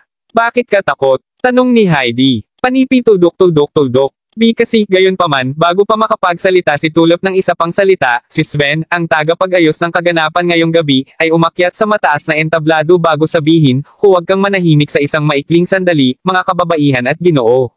Pagtaas ng kamay upang senadoryoson ang lahat na manahimik, tumahimik ang buong bulwagan. Sa wakas ay bumalik ako ngayon, mga kababaihan at Ginoo. Una, pahintulutan akong ipahayag ang aking pasasalamat dahil sa kabila ng aking kalahating taong kawalan, napakarami sa inyo pa rin ang pumili upang ipakita ang inyong suporta sa pamamagitan ng pagdalo sa party na ito. Sa oras na wala ako, maraming mga bagay ang nangyari. Sa kabutihang palad, ang lahat ay sa wakas natapos na. Sa isa pang tala, ang teritoryo ng Sven Westmore Group ay dumable ngayon sa laki kumpara sa kalahating taon na ang nakakalipas. Inaasahan kong magpapatuloy kayong lahat na ipahiram sa akin ang inyong suporta mula rito, inihayag ni Sven. Bagaman ang kanyang tono ay parang palakaibigan, ang kanyang masamang tingin ay hindi nagmungkahi ng iba. Walang sino man sa loob ng bulwagan ang naglakas loob na tumingin sa kanya sa mata, at iyon ang eksaktong epekto na nais ni Sven na makamit ang gabing iyon. Mula ngayong gabi patuloy lamang ang Sven Westmore Group na mananatili sa lungsod ng langit, at nais tiyakin ni Sven na lahat ay yuyuko sa kanya. Naiintindihan na ang lahat ay may balak, hindi mapigilan ni Sven na mapangiti ng banayad habang ipinapikit niya ang kanyang mga kamay. Narinig ang kanilang pahiwatig, ang kanyang mga tauhan ay nagmarcha patungo sa bulwagan, mula sa isa pang bulwagan sa tabi nito, na humantong sa 10 magagandang kababaihan na kasama nila. Manalo ka! Tulad ng nakikita mo, ito ang mga babaeng tagapaglingkod na nagtatrabaho sa ilalim ni G. Crawford mula sa Royal Dragon Group. Lahat ng mga ito ay tiyak na kaakit-akit. Haha! Gayunpaman sa palagay ko hindi ko magagawang pahalagahan ng maayos ang mga ito. Tuldok-tuldok. Dahil doon, auctioning ko silang lahat ngayong gabi. Ay bidang lahat ng gusto mo para sa alinmang mga kababaihan na gusto mo. Inanunsyo ni Sven habang pinakakawalan ang tawa. Napakamalupit. Hindi lamang niya sinira ang buong Royal Dragon Group ngunit upang isipin na makakarating pa siya hanggang sa magsubasta sa mga babaeng tagapaglingkod ni G. Crawford. Isang brutal na tao. Sa katunayan, habang pinataguyod ni G. Crawford ang moralidad at hustisya, si Sven mismo ay isang hindi makataong hayop. Mukhang kailangan nating maghanda upang muling mapakinabangan. Sa pagsasalita ng alin, naririnig mo ba tungkol sa kung ano ang nangyari sa Westley? Dahil nagkaroon sila ng isang magandang relasyon sa G. Crawford, Sven ganap na kinuha ang kanilang pamilya. Ano pa, sinipa niya pa ang lahat ng Westley mula sa kanilang sariling tahanan. Tiyak na kakulangan kami ng anumang pakiramdam ng seguridad sa isang taong tulad nito na aming pinuno. Maraming mayayamang negosyante na nakaupo ng malayo sa entablado ay bangulong ngayon sa kanilang sarili tungkol sa kung gaano katanggap-tanggap ang ugali ni Sven. Kahit na marami sa kanila ay tiyak na nagagalit sa kung magkano ang natawid ni Sven, walang nang ahas na sabihin kahit ano laban sa kanya. Nakuha ang kanyang mga daliri, sinabi ni Sven nang walang pag-uusap, hayaan ang auction na Beggy, bago pa man natapos ang kanyang pangungusap, gayunpaman, ang bulwagan ay biglang lumabo habang ang kalahati ng mga ilaw dito ay pinatay. Kasunod nito, nabuhay ang projector na bumubuo ng isang puting rektangulo sa malaking screen sa bulwagan. Ano ang nangyayari? Ang staff ba ay nililigawan ng kamatayan o kung ano man? Saway ng isang mayordoma habang ang mga tao sa labas ng entablado ay nagpalitan ng tingin sa isa't isa bago bumaling upang tumingin sa screen, hindi sigurado sa kung ano ang nangyayari. Agad na nagulat ang kanilang pagkataranta nang magsimulang mag-play ang projector ng isang video na ipinakita ang isang lalaki na nagmamakaawa, "Piho, wag mo akong patayin." Ang kanilang katahimikan ay ginagarantiyahan dahil malinaw na nakikita ng lahat doon ang mukha ng lalaki sa video. Ito ay walang iba kundi si J. Tucker Westmore mismo. Ano pa, umiiyak siya habang nakaluhod. Iminumungkahi kong ibalik natin ang aking ama upang makausap mo siya ng personal. Kung sa bagay, ginagawa ko lang ang lahat ng ito alinsunod sa kanyang mga order. Ang pagpatay sa akin ay walang silbi. Kaya paano ito? Dapat ko bang tawagan ang aking ama? Sinabi ni Tucker sa video, malinaw na kinilabutan. Tucker. Sigaw ni Sven, nanlaki ang mga mata niya habang nakakuyom ng mahigpit ang magkabila niyang kamao. Habang walang nakakaalam kung sino ang sumalakay kay Tucker, lahat ay ipinagbili na kung sino man ito, ang tao ay dapat na labis na sumisindek kay Tucker na mukhang takot na takot. Habang nagpe-play ang video, napanood ng madla habang gumagapang si Tucker at nagtangkang tumakas. Gayunpaman, bago pa man siya makagawa ng isang hakbang pasulong, mukhang mayroon siyang tinamaan ng isang bagay. Kahit na walang nakakaalam kung ano ang sandata, ang dugo ay agad na nagsimulang bumulwak sa kanyang dibdib, na nagresulta sa pagkahulog ni Tucker sa lupa habang siya ay kumikislot ng marahas. Gayunpaman, ang tunay na panginginig sa takot ay dumating nang may lumapit sa nagpupumiglas na lalaki at nagbuhos ng gasolina sa buong katawan niya.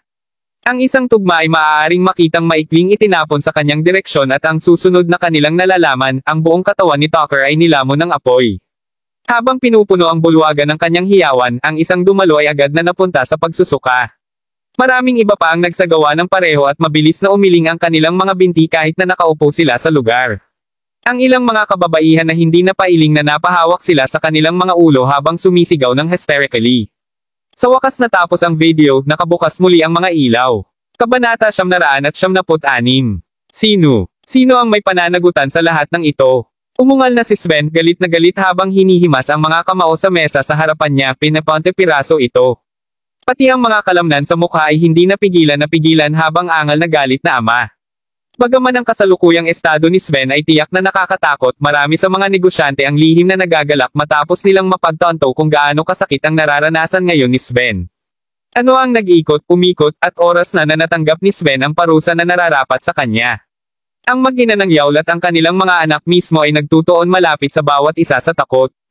Nako, May, hindi ko inaasahan na ito ay magiging buhay na buhay dito. Malakas na sabi ng isang boses nang bumukas ang malalaking pintuan ng hall. Sa paglingon ng lahat kung sino ang may lakas ng loob na sabihin iyon, gulat na gulat silang lahat nang makita si Gerald na papasok sa bulwagan kasama ang isang pangkat ng mga kalalakihan. Bagaman nagtataka pa rin, ilan sa mga maimpluwensyang puwersa sa bulwagan ay agad na tumayo at sumuko sa autoridad ni Gerald habang sabay silang sumisigaw, "Mr. Crawford! Panipi-panipi, tuldok-tuldok-tuldok! Gerald!" Ungol ni Juliet habang nakatingin sa kanya na nakatulala sa mukha.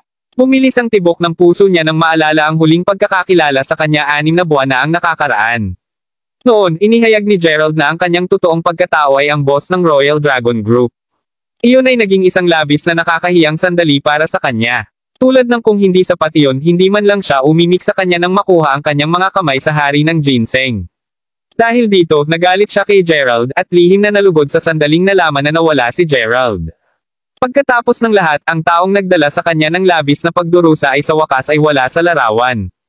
Gayunpaman, sinabi sa kanya ni Tulip na sa wakas ay bumalik siya bago pa magsimula ang video, at si Juliet ay kinabahan mula sa sandaling iyon.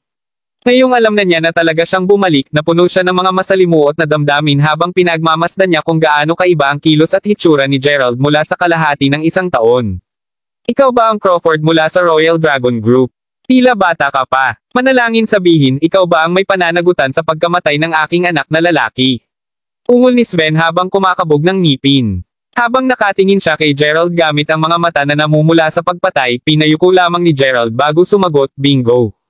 Narinig iyon, ang nagbabadyang aura ni Sven ay tila lumalakas habang umuungal. "Kung ganyan, paano ka maglakas loob dito? Mabuti kung gayon. Aayusin namin ang lahat ng aming mga pagkagalit ngayon. Pahirapan kita ng husto kung ito ang huli kong ginagawa." Nang matapos na ang kanyang pangungusap, inunat niya ang magkabilang braso niya at hinimas ng husto ang kanyang kalamnan na sumabog ang shirt niya. Ngayon ay walang lakas, ang kanyang mga nakaumbok na kalamnan ay tumingin sa kanya tulad impenetrable tulad ng isang tank. Si Tucker ang nag-iisa niyang anak na lalaki at sambahin siyang sambahin ni Sven. Kahit na may mga plano si Sven upang simulang turuan ng Tucker sa mga tamang paraan upang maging kanyang tamang tagapagmana sa sandaling si Tucker ay lumaki ng medyo mas matanda. Matapos mapanood ang kanyang anak na sinusunog ng buhay, hindi nakapagtataka kung bakit napaloko si Sven. Ngayon ay mukhang isang kumpletong baliw, ang dakila na tao ay sumugod kay Gerald na may nakakagulat na kabiles. "Lumayo ka sa kanila. Bilisan mo." Nawala ng tuluyan sa pag-iisip si Sven. Mag-ingat na huwag mahuli sa kanilang labanan, baka hindi ka masaktan. Napuno ng mga hiyawan ang bulwagan, binabalaan ang lahat na umatras sa mga sulok at gilid ng silid. Sa oras na ang bawat isa ay nasa isang ligtas na distansya na malayo sa dalawang lalaki, agad na nanlaki ang kanilang mga mata habang iginugoy ni Sven ang kanyang kamao kay Gerald. Habang tiyak na may isang malakas na banggaan, hindi iyon ang dahilan kung bakit lahat ay nakatingin na may matulala na mga mukha sa kanilang mga mukha. Hindi, lahat sila ay nabulabog ng katotohanang casual na hinawakan ni Gerald ang kamao ni Sven bago pa ito makalapag. Sa katunayan, ginawa niyang madali ito. Kahit na sinubukan agad ni Sven na pakawalan ang kanyang kamao mula sa hawak ni Gerald, walang halaga ng pakikibaka ang pinapayagan siyang palayain ito. "Nagawa mo ang 3 kilabot na maling pagkakamali," sabi ni Gerald na hindi basta-basta bago pumikit. Nang buksan niya ulit ang mga ito, gayunpaman, ang kanyang mga mata ay namumula at ang kanyang buong katawan ay nagbigay ng isang aura na katulad ng isang demonyo.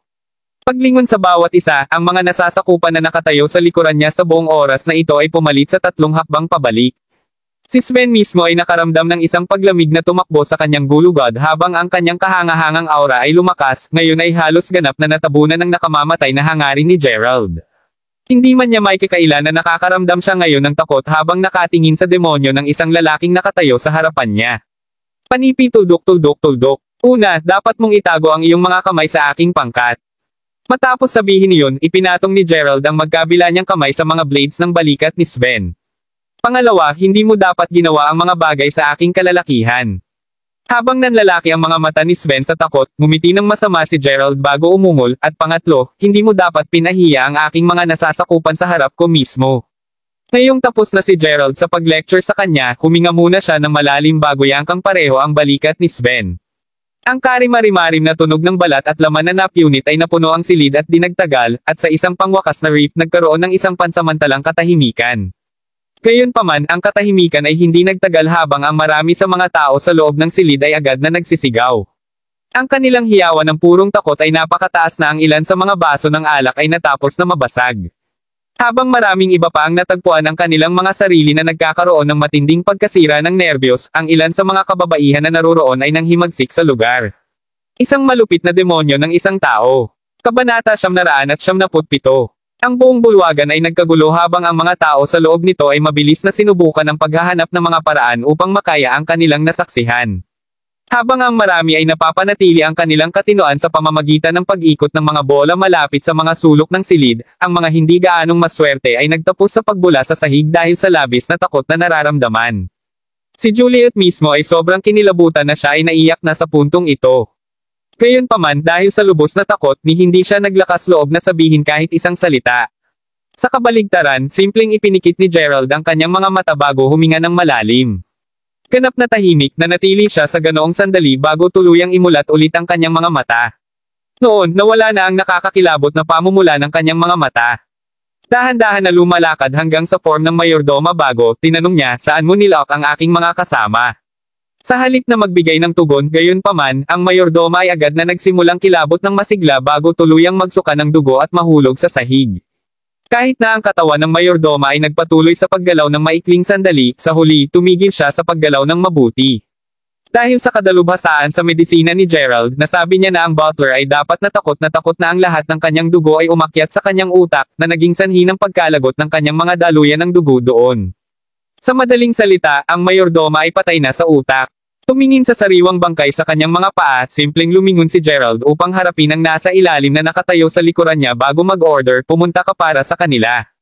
Kagad, batang Panginoon. Matapos ang kanyang mga tauhan ay umalis upang mag-imbestiga, aalis na sana si Gerald nang masulyapan niya ang ina at mga anak na babae mula sa pamilyang yawl na malapit na magkasama sa takot. Gayunpaman, simpleng pag-iwas niya ng tingin bago umalis para sa kabutihan. Sa kabila ng kanyang pagkawala, walang nang-ahas na kahit na ilipat ang isang kalamnan kahit na matapos ang isang oras. Sa buong panahong iyon, isang halos hindi makajos na katahimikan ang pumuno sa silid. Malinaw na mula ngayon, ang lahat sa Triangle District ng langit na lungsod ay matatakot sa tuwing maririnig ang nabanggit na pangalan ng Royal Dragon Group. Pagkalipas ng 3 araw sa mansion ni Gerald, lumapit sa kanya si Wilson bago sinabi, matapos masabihan ng Panginoon na hanapin ang banal na Sorrow, natutuwa akong sabihin na sa wakas natagpuan ko ito, batang Panginoon. Tulad ng nangyari, may nakakita sa banal na Sorrow mga isang taon na ang nakakalipas sa loob ng makakapal na kagubatan sa kanluran ng lalawigan ng Logan. Sigurado ako na may kamalayan ka kung bakit masigasig ang Panginoon na hanapin mo ang Hold Fox. Hayaan mo akong ipaalala sa iyo na kung hindi mo nabigyan ng sustansya ang iyong sarili ng banal na dugo ng fox, mayroong isang pagkakataon na ang iyong ugali ay maimpluwensyahan ng iyong pagkamuhi. Kapag nangyari iyon, magiging mahirap paniwalaan ang iyong dating pagkatao, dagdag ni Wilson bago bumaantong hininga. Narinig iyon, bahagyang nakasimangot si Gerald bagaman ang ekspresyon nito ay naiiba kung gaano siya kontig sa sinabi ni Wilson. Pagkatapos ng lahat, dapat niyang aminin na kahit madali niyang mapigil ang kanyang pagkagusto sa dugo sa simula, mula sa oras na siya ay lumipat sa Sven, ang kanyang pagkamuhi ay tumiin din ng labis na ito ay katulad ng isang maliit na spark na nagiging isang sunog sa bush. Kapag ang isang solong bush ay naapoy, napakahirap pigilan ang apoy mula sa pagkalat sa natitirang kagubatan. Sa madaling salita, alam na alam ni Gerald na maaaring mawalan siya ng kontrol sa sarili dahil sa labis na pagkamuhi. Dahil nalutas niya ang isyu sa ganoong kabangas noong isang araw, isang malapit na hindi mapigilan na pagnanasa na pumatay ay patuloy na nanatili sa paligid ni Gerald sa buong nagdaang 3 araw. Nakukuha ko kung saan nagmula ang pareho sa iyo, Wilson. Tuldok-tuldok. Ayokong magtapos din maging isang makina ng pagpatay. Maayos ihatid ang aking utos sa iba na papunta kami sa kanluran ng lalawigan ng Logan kaagad upang maghanap ng banal na Sorrow, utos ni Gerald. Kagad, batang Panginoon. Matapos maibigay ang kanyang order, tumayo si Gerald at naglakad papunta sa isang bintana kung saan nakalagay ang isang palayok na bulaklak na may sariwang bulaklak. Habang marahang hinawakan ang isa sa mga talulot ng bulaklak, ungol niya sa sarili, kung hindi ako nagkakamali, ang pamilyang Moldel na itinatag ng court ay matatagpuan sa lalawigan ng Logan. Tuldok-tuldok panipi. Habang iniisip ni Gerald ang posibilidad ng paghihiganti kay court pagdating niya sa lalawigan ng Logan, kumigpit ng konti ang kanyang kapit. Sa sandaling iyon, ang lahat ng mga bulaklak sa loob ng palayok na iyon ay agad na nalanta. Si Wilson ay nanunood ng nangyari ang insidente, at naramdaman niyang kumikibot ang mga talukap ng mata niya. Tulad ng inaasahan, tama para sa pag-aalala ng Panginoon tungkol sa batang Panginoon. Ang pagbabago ng kamangha-mangha ay napabuti ang lakas ng Batang Panginoon, at mula sa kung ano ang maalala ni Wilson, ang Batang Panginoon ay talagang mas malakas pa kaysa sa Panginoon sa lahat ng mga taon na ang nakalilipas nang natapos lamang ng Panginoon ang kanyang sariling pagbabago. Alam din ng matanda na kung hindi nag-alala ang Panginoon tungkol kay Gerald na mahulog sa imoralidad, hindi niya sasabihin kay Wilson na sundin ang Batang Panginoon sa paligid. Mayroong isang bagay na nais kong sabihin kahit na hindi ako sigurado kung dapat ko bang sabihin ito, Batang Panginoon. Tuldok-tuldok panipi. Ituloy mo, Wilson. Sa gayon, maaaring kailanganin natin ng ilang araw upang hanapin ang banal na Zorro. Dahil dito, natatakot ako na magkaroon ng isang pagkakataon na makontrol ka ng iyong panloob na demonyo kung hindi mo mapigilan ng maayos ang iyong sarili. Kita nyo nang ang Panginoon mismo ay natututo ng mga biyaya ng dragon noon, nakakita siya ng solusyon upang mamagitan ang kanyang pagkagusto sa dugo. Iniisip ko kung gusto mo bang subukan, sabi ni Wilson. Anong uri ng solusyon? Kabanata 978. Bueno, noon, ang Panginoon mismo ay nababagabag ng kanyang mga panloob na demonyo.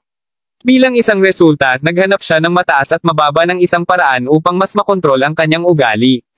Pagkatapos ng lahat, lubos niyang nalalaman na hanggang madali at husay niyang mapamahalaan ang mga pagpapala ng dragon, hindi niya magagawang tunay na makamit ang katayuan ng isang alamat. Nagsimula siya sa pamamagitan ng pagbisita sa maraming mga monghe at iba pang mga relihiyoso.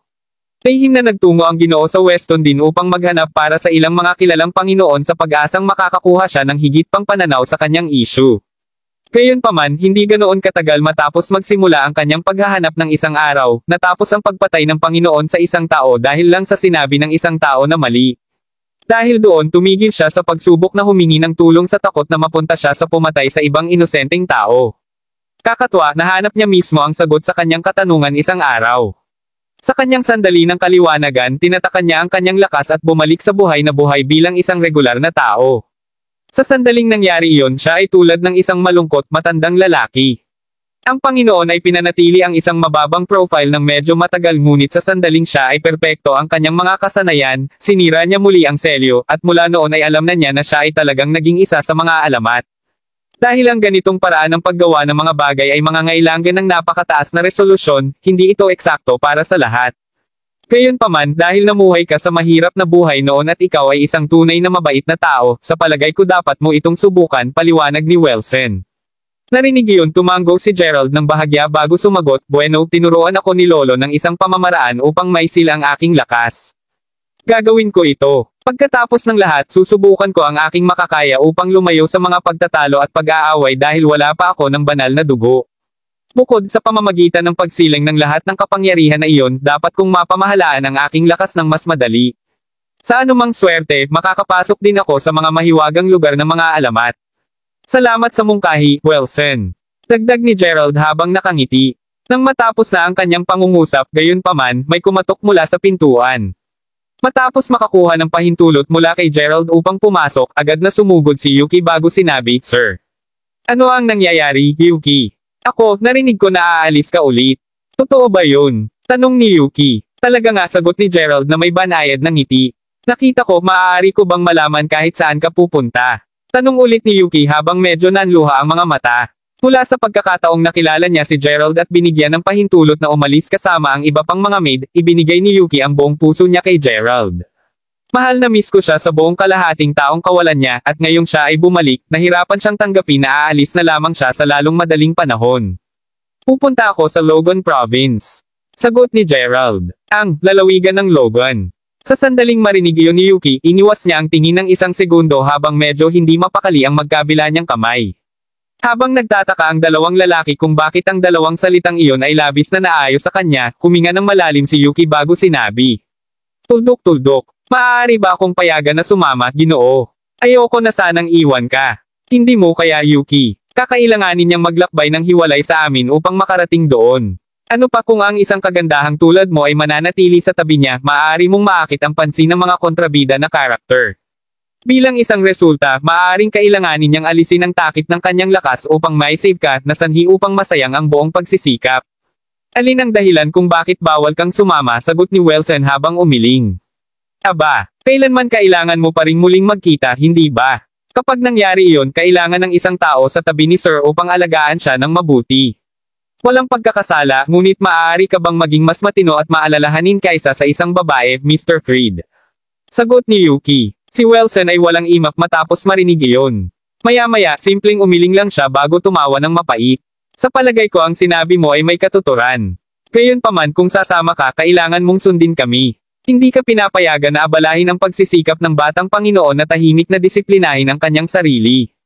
Kung tatanggi kang sumang-ayon sa ganoon, kung gayon hindi ka makakasama, sabi ng matanda. Ako, sumasang-ayon ako, sagot ni Yuki habang ngumiti siya ng malapad. At ganoon din, napagpasyahan ang kapakanan doon at pagkatapos. Nang hapong iyon, bumalik si Gerald sa Weston bago sumakay sa isang berdeng tren papunta sa lalawigan ng Logan. Ang paglalakbay mismo ay tumagal ng 2 buong araw at sa wakas ay lumabas si Gerald ng tren sa umaga ng 3 araw.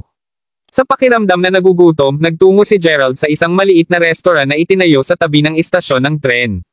Pagbukas pa lang niya ng pinto sa restaurant, gayunpaman, narinig niya kaagad ang boses ng isang lalaki na nagsasabing, umorder ka lang ng kahit anong gusto mo, mga kapatid. Ang lahat ay magiging sa akin. Kasunod sa pinagmula ng boses, nakita ni Gerald ang isang lalaki at 2 babaeng nakaupo sa isang mesa. Sa kanilang 3 na mukhang pantay kaakit-akit, hindi nakapagtataka kung bakit naakit nila ang atensyon ng ilan sa mga customer din ng restaurant. Habang ngumiti ang lalaki, simpleng sagot ng isa sa mga kababaihan, ikaw lang ba ang mayaman dito? Ano man, nagkaroon kami ng sapat na kasiyahan doon, oras na para umuwi tayo. Kung hindi man, baka mapagalitan tayo o maparusahan pa. Iyon ay sapat na. Bumalik na rin tayo rito pagkatapos ng lahat ng kasiyahan na tama. Sabi ng ibang babae habang siya rin ngumiti. Sabihin mo ate, tumingin doon, iyon ang binata na umupo sa tabi namin sa tren kanina, di ba? Sabi ng parehong babae habang nakaturo sa lalaking nakatayo sa may pintuan. Kabanata 999. Kamusta ka dyan? Nagkita ulit tayo. Sinabi ni Haven Lovewell, isa sa mga kaakit-akit na kababaihan habang kumaway siya sa kabataan. Kami talaga, sagot ni Gerald na may isang banayad ng ngiti habang isinara niya ang pinto sa likuran niya. Ang paglalagay ng kanyang bagahe sa isang espesyal na itinalagang lugar para sa mga turista, pagkatapos ay nagtungo si Gerald sa isang walang laman na mesa na nagkataon sa tabi ng Havens. Pagkaupo ni Gerald, idinagdag pa ni Haven, naaalala mo ba ang maliit nating pag-uusap sa tren kanina? Napakalugod na nais kong tanungin ka pa para sa iyong numero ng linya sa ilang mga punto. Gayunpaman, hindi ko inaasahan na makakasalubong ulit tayo sa lalong madaling panahon. Sa palagay ko ang aming pagpupulong ay dapat na nakasulat sa mga bituin. Tama na, Haven. Pumunta siya rito upang kumain kaya huwag mo na siyang guluhin pa, sabi ni Zereni, ang nakatatandang kapatid ni Haven, habang marahang tinapakan ang paa ni Haven, pinapaalalahanan na magalang siya. Tama siya, Haven. Bakit mo pa siya tinanong para sa kanyang line number? Dagdag ni Quintin. Narinig iyon, simpleng umiling si Gerald bago ngumiti ng pilit. Tulad ng sinabi ni Haven, nauna nang bumangga ni Gerald ang 3 magkakapatid na Lovewell habang nasa tren pa sila. Sa oras na iyon, ang magkakapatid na Lovewell ay nakaupo mismo sa tapat ni Gerald. Gayunpaman, si Quintin ay hindi nasisiyahan sa kanyang upuan sa gilid ng bintana mula ng matanda, na magmukhang 80 ang edad, na nakaupo sa tabi ni Gerald ay isang nakaganyak sa kanya. Ang matanda mismo ay natutulog na nakasandal ang kanyang ulo sa bintana sa buong bahagi ng kanilang paglalakbay, at hindi kinaya ni Quintin na tumingin pa sa natutulog niyang mukha ng mas matagal. Bilang resulta, hiniling ni Quintin kay Gerald na palitan siya ng pwesto. Kahit na sa una ay walang problema si Gerald dito, itinapon ni Quintin ang $100 kay Gerald habang nagtatanong. Kung siya ay naging medyo mas magaling at magalang, magpapalitan pa rin si Gerald ng mga upuan sa kanya. Gayunpaman, mula sa sandaling ihulog ang $100, tuluyan nang hindi pinansin ni Gerald ang kahilingan ni Quintin. Kung hindi pa umakyat si Haven upang payuhan si Quintin, tiyak na nagsimula siyang makipag-away kay Gerald. Maya-maya pa, si Haven mismo ang nagsimulang makipag-chat kay Gerald. Dahil ang napakaraming paglalakbay ni Gerald sa nakaraang taon, hindi na siya ang parehong tao na alam lamang ang tungkol sa Seren County at Mayberry City. Dahil sa kanyang malawak na kaalaman sa maraming iba markang paiwati ibang mga lugar, sa lalong madaling panahon natagpuan ni Haven ang kanyang sarili na nabighani siya. Si Zereni naman ay hindi kailanman umimik kay Gerald. Dahil siya ang pinakamatanda sa 3 tao, siya ay medyo malamig at mas malayo sa pangkalahatan. Iyon ang naging buod ng kanilang pakikipag-ugnay pabalik sa tren. So, saan ka pupunta sa susunod? Dumating ka ba sa lalawigan ng Logan upang mag-aral o magtrabaho? Nagtataka na tanong ni Haven. Dito lang ako para maglakbay. Nakangiting sagot ni Gerald. Oh, Kung naglalakbay ka sa paligid dito, inirerekomendo kong pumunta ka sa isang lugar na tinatawag na Balbrick Manor. Maraming mga nakakatawang bagay na dapat gawin doon mula sa golf hanggang sa racing ng kabayo. Haven, hindi lahat ay maaaring pumunta doon. Hindi mo maaasahan ang isang ordinaryong tao na pupunta lamang doon. Ano man, bilisan mo lang kumain ka na, sabi ni Zareni na malinaw na medyo hindi gustuhin si Gerald. Kung hindi pa halata, lahat silang tatlo ay nagbahagi ng isang hindi pangkaraniwang background. Dahil ay pinanganak na may malaking pagmamataas at kagandahan, si Zareni ang hindi gaanong makatutuhanan sa kanilang tatlo sa kabila ng pagiging panganay. Siya ay simpleng nasanay na nakikipagkita lamang sa mga prestihiyosong tao. Bilang isang resulta, tumingin siya sa mga normal na tao tulad ni Gerald. Kay Zareni, ang mga ganoong tao ay walang karapatang makipagkaibigan sa kanya. Okay, sagot ni Haven na wala nang sinabi. Sa pamamagitan nito, umorder si Gerald ng isang plato ng pritong bigas na may itlog dito. Pagdating ng kanyang pagkain, kaagad siyang nagsimulang kumain ng marahan. Habang kumakain siya, napagtanto niya na ang mga Lovewell ay hindi talaga kumakain batay sa kanilang in-order. Maya-maya pa, lahat silang tatlo ay bumangon upang kunin ang kanilang bagahe. Gayunpaman, bago sila umalis, palakol na bumalik si Haven sa tagiliran ni Gerald bago bumulong, "Hoy, nakatira ako sa Lovewell Manor sa Logan Province. Kung nakita mo ang oras, lumapit at magsaya ka sa akin. Gayon din kung sakaling nakalimutan mo, ang aking buong pangalan ay Haven Lovewell." Bago pa man makasagot si Gerald, hinailan na ni Zareni si Haven sa braso palabas ng restaurant. "Panipi, tuldok-tuldok-tuldok. Napakababae niyang babae," ungol ni Gerald sa sarili habang ngumiti sa pagbitiw. Siya para sa isa ay wala sa mood upang magkaroon ng anumang uri ng kasiyahan sa kanya. Ngayon na sa wakas ay nakakakuha siya ng isang pagkakataon na huwag pansinin ang lahat ng kanyang nakaraang sama ng loob at pagkagalit sa loob ng ilang araw, nais ni Gerald na samantalahin ang pagkakataon upang maayos na makapagpahinga. Sa pag-iisip na iyon, sinimulan ni Gerald ang paglibot sa mga lugar ng turista sa lalawigan ng Logan. Bago niya ito nalalaman, dumating ang gabi at ang gabi ay mabilis na papalapit. Napagtanto na kailangan pa niyang maghanap ng isang lugar upang manatili, si Gerald ay malapit na lamang manghuli sa hotel nang marinig niya ang isang boses na nagsasabing, "Ano ang plano mong gawin?" Ang boses na pambabae ay nagmula sa pasukan ng isang alleyway. Pagkuha ng ilang hakbang pabalik upang tingnan ang madilim na lugar, napagtanto ni Gerald na ang ilang mga lasing na kabataan ay hinaila ang isang babae sa eskinita na humantong lamang sa isang patay. "Ano sa tingin mo? Magkakaroon kami ng kasiyahan kasama mo, syempre. Ngayon, halika na," sinabi ng isa sa tatlong mga hulaga na agad na nagsimulang mag-drag sa kanya pababa sa eskina. Habang siya ay desperadong nagpumiglas upang makatakas, ang sulok ng kanyang mata ay nakasulyap ng isa pang kabataan na naglalakad papunta sa kanila. Nang makita na may isang taong lumalapit upang makatulong, ginamit ng buong lakas ang babae upang maitulak ang hooligan na hinihila ang braso palayo sa kanya. Sa kabutihang palad, ang hooligan ay lasing na sapat upang pakawalan at agad na tumakbo ang babae sa panig ng bagong kabataan bago kumapit sa kanyang braso at sumisigaw, "Sinusubukan nila akong kalayaan, hubby." Tinitiyak niyang kurutin din ang braso niya, isang malinaw na pahiwatig para sa kanya na makipagtulungan sa kanya. Kabanata 1000. Hubby. Sabay na sabi ng tatlo sa mga gangsters habang nakatingin sila sa isa't isa. Gayunpaman, ang kanilang pagkalito ay mabilis na nabaling sa poot habang sinisimulan nila ang paningin sa kabataan. "Hold on now, hindi ako asawa niya," sagot ng kabataan habang nagsisimulang kumaway ng mabilis ang kanyang mga kamay sa takot. Narinig iyon, natagpuan ng babae ang kanyang sarili na iniikot ang kanyang mga mata habang iniisip niya sa kanyang sarili, "Damn it. Paano ang isang tao na ito ay isang duwag?" Ang mga hooligan mismo ay sumigaw ng tawa habang sinabi ng isa sa kanila, "Lumilitaw na ikaw ay matalino, maliit na kagandahan. Tiyakin naming magtuturo sa iyo ng magandang aralin sa paglaon." Nang malapit na silang tumabi sa duo, biglang lumingon ang kabataan at itinuro ang pasukan ng alleyway bago sumigaw, "Pulis!" Nang marinig nila yon, ang tatlong lasing na gangsters ay agad na tumigil sa kanilang mga truck at tumalikod laban sa duo, kaagad na naglupasay pagkatapos na nakalagay ang kanilang mga kamay sa likod ng kanilang mga ulo. Hindi na namin ito gagawin muli, mangyaring pakawalan kaming madali." Nang makita na ang mga gangsters ngayon ay nagagambala, kaagad na sinugod ng kabataan ang paghila sa babae sa kanyang braso habang sinabi niya, "Ngayon na ang ating pagkakataon.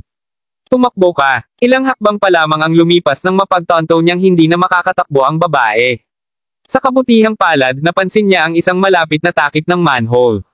Sa paghila sa kanya, nag-apply siya ng kaunting lakas sa kanyang paa na kinukuha ang takip ng manhole.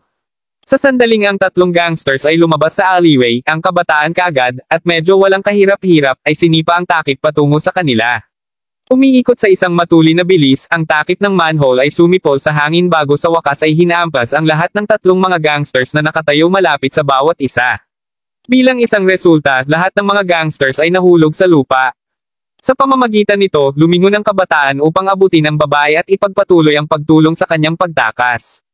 Ang babae mismo ay dahan-daang tumatakbo palayo sa eksena noon na nangangahulugang hindi niya nasasaksihan ang kamanghamanghang gawa ng kabataan sa takip ng manhole. Maya-maya pareho silang nakarating sa isang parke at sa puntong iyon sinabi lamang ng babae, "Huminto ka, hindi na ako makakatakbo." Paglingon ng kabataan sa kanya, kitang-kita niya ang babaeng humihinga ng malubha, ang mga kamay ay nakaluhod sa tuhod ng dahan-dahan itong hininga muli. Naturally, ang pinag-uusapan na kabataan ay si Gerald. Nagpasalamat na ang tanging malita na kailangan niyang bitbitin ay nasa anyo ng isang satchel, sinamantala ni Gerald ang pagkakataon upang maingat na mapagmasdan ang kagandahan ngayong ligtas na sila. Gayunpaman dahil ang babaeng nakasuot ng uniforme ay yumuko upang maingga ang hininga, nasulyapan ni Gerald ang kanyang patas na dibdib. Umiwas ng tingin dahil wala siyang ideya kung saan siya titignan, hindi nagtagal ay napahawak ang babae at mabilis na humawak sa kwelyo niya habang namula siya ng malalim. Matapos ang isang maikling katahimikan, ang babae ay medyo ngumiti ng alanganin bago sabihin, "Salamat sa pag-save sa akin doon. Kung hindi dahil sa iyo, sino ang nakakaalam kung ano ang magiging akin sa pagtatapos ng ngayong gabi?"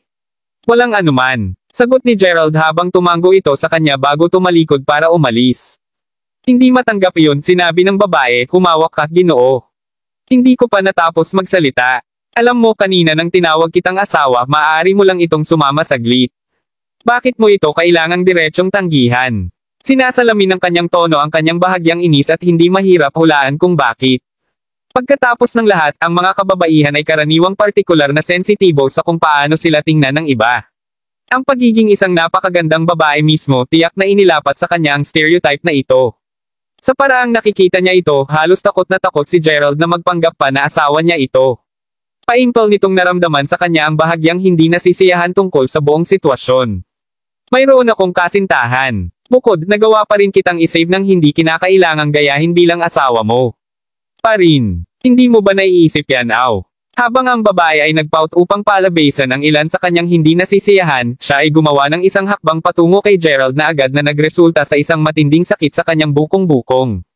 Humihikbi sa sakit, ang babae ay sumigaw, "Nasprain ko ang bukong-bukong." Umiling siya pagkatapos ay nag-squat muna si Gerald bago nagtanong, "Nasaan ang sprain?" "Titingnan ko ito ng mabilis, hindi na kailangan iyon. May girlfriend ka di ba?" Hindi siya maintindihan. Sagot ng babae, "Kung gayon, dito tayo maghihiwalay. Magkaroon ng isang ligtas na biyahe pabalik." Sabi ni Gerald habang kaagad niyang dinadala muli ang kanyang bag at naghanda na para umalis. "Hoy, hawakan mo. Hindi mo ba alam kung paano alagaan ang isang babae? At least ipadala ako sa isang ospital." Napapikit siya, huminga ng malalim si Gerald bago humarap sa babae. Paghanap ng isang bench ng parke, dinala niya siya roon at itinaas ang nakabaluktot na bukong-bukong. Ang babae ay simpleng nakaupo sa pagkabalisa, nagtataka kung ano ang sinusubukan niyang gawin habang nararamdaman niya ang paligid ng paa nito. Sa sandaling natagpuan niya ang lugar na hinahanap niya, pinaikot niya ito ng bahagya at isang basag ang narinig. At tulad nito, gumaling ang bukong-bukong ng babae. Dapat ay mabuti kang pumunta ngayon. Gayunpaman, dahil dumidilim na, mas mabuti pang umuwi ka sa lalong madaling panahon, sabi ni Gerald na bumangon na sa wakas ay handa nang umalis. "Hamintay ka sandali," sagot ng babae, pinigilan si Gerald na umalis ulit. "Ano ito sa oras na ito? Aba, malaki ang naitulong mo sa akin ngunit hindi pa nga ako nakapagpasalamat ng maayos. Hinahayaan mo akong magamot sa iyo sa hapunan. Panipi." Maraming salamat mga ka-master sa walang sawang pagsusubaybay, isang like, share, and subscribe naman dyan mga ka-master. Abangan ang susunod pang mga kabanata.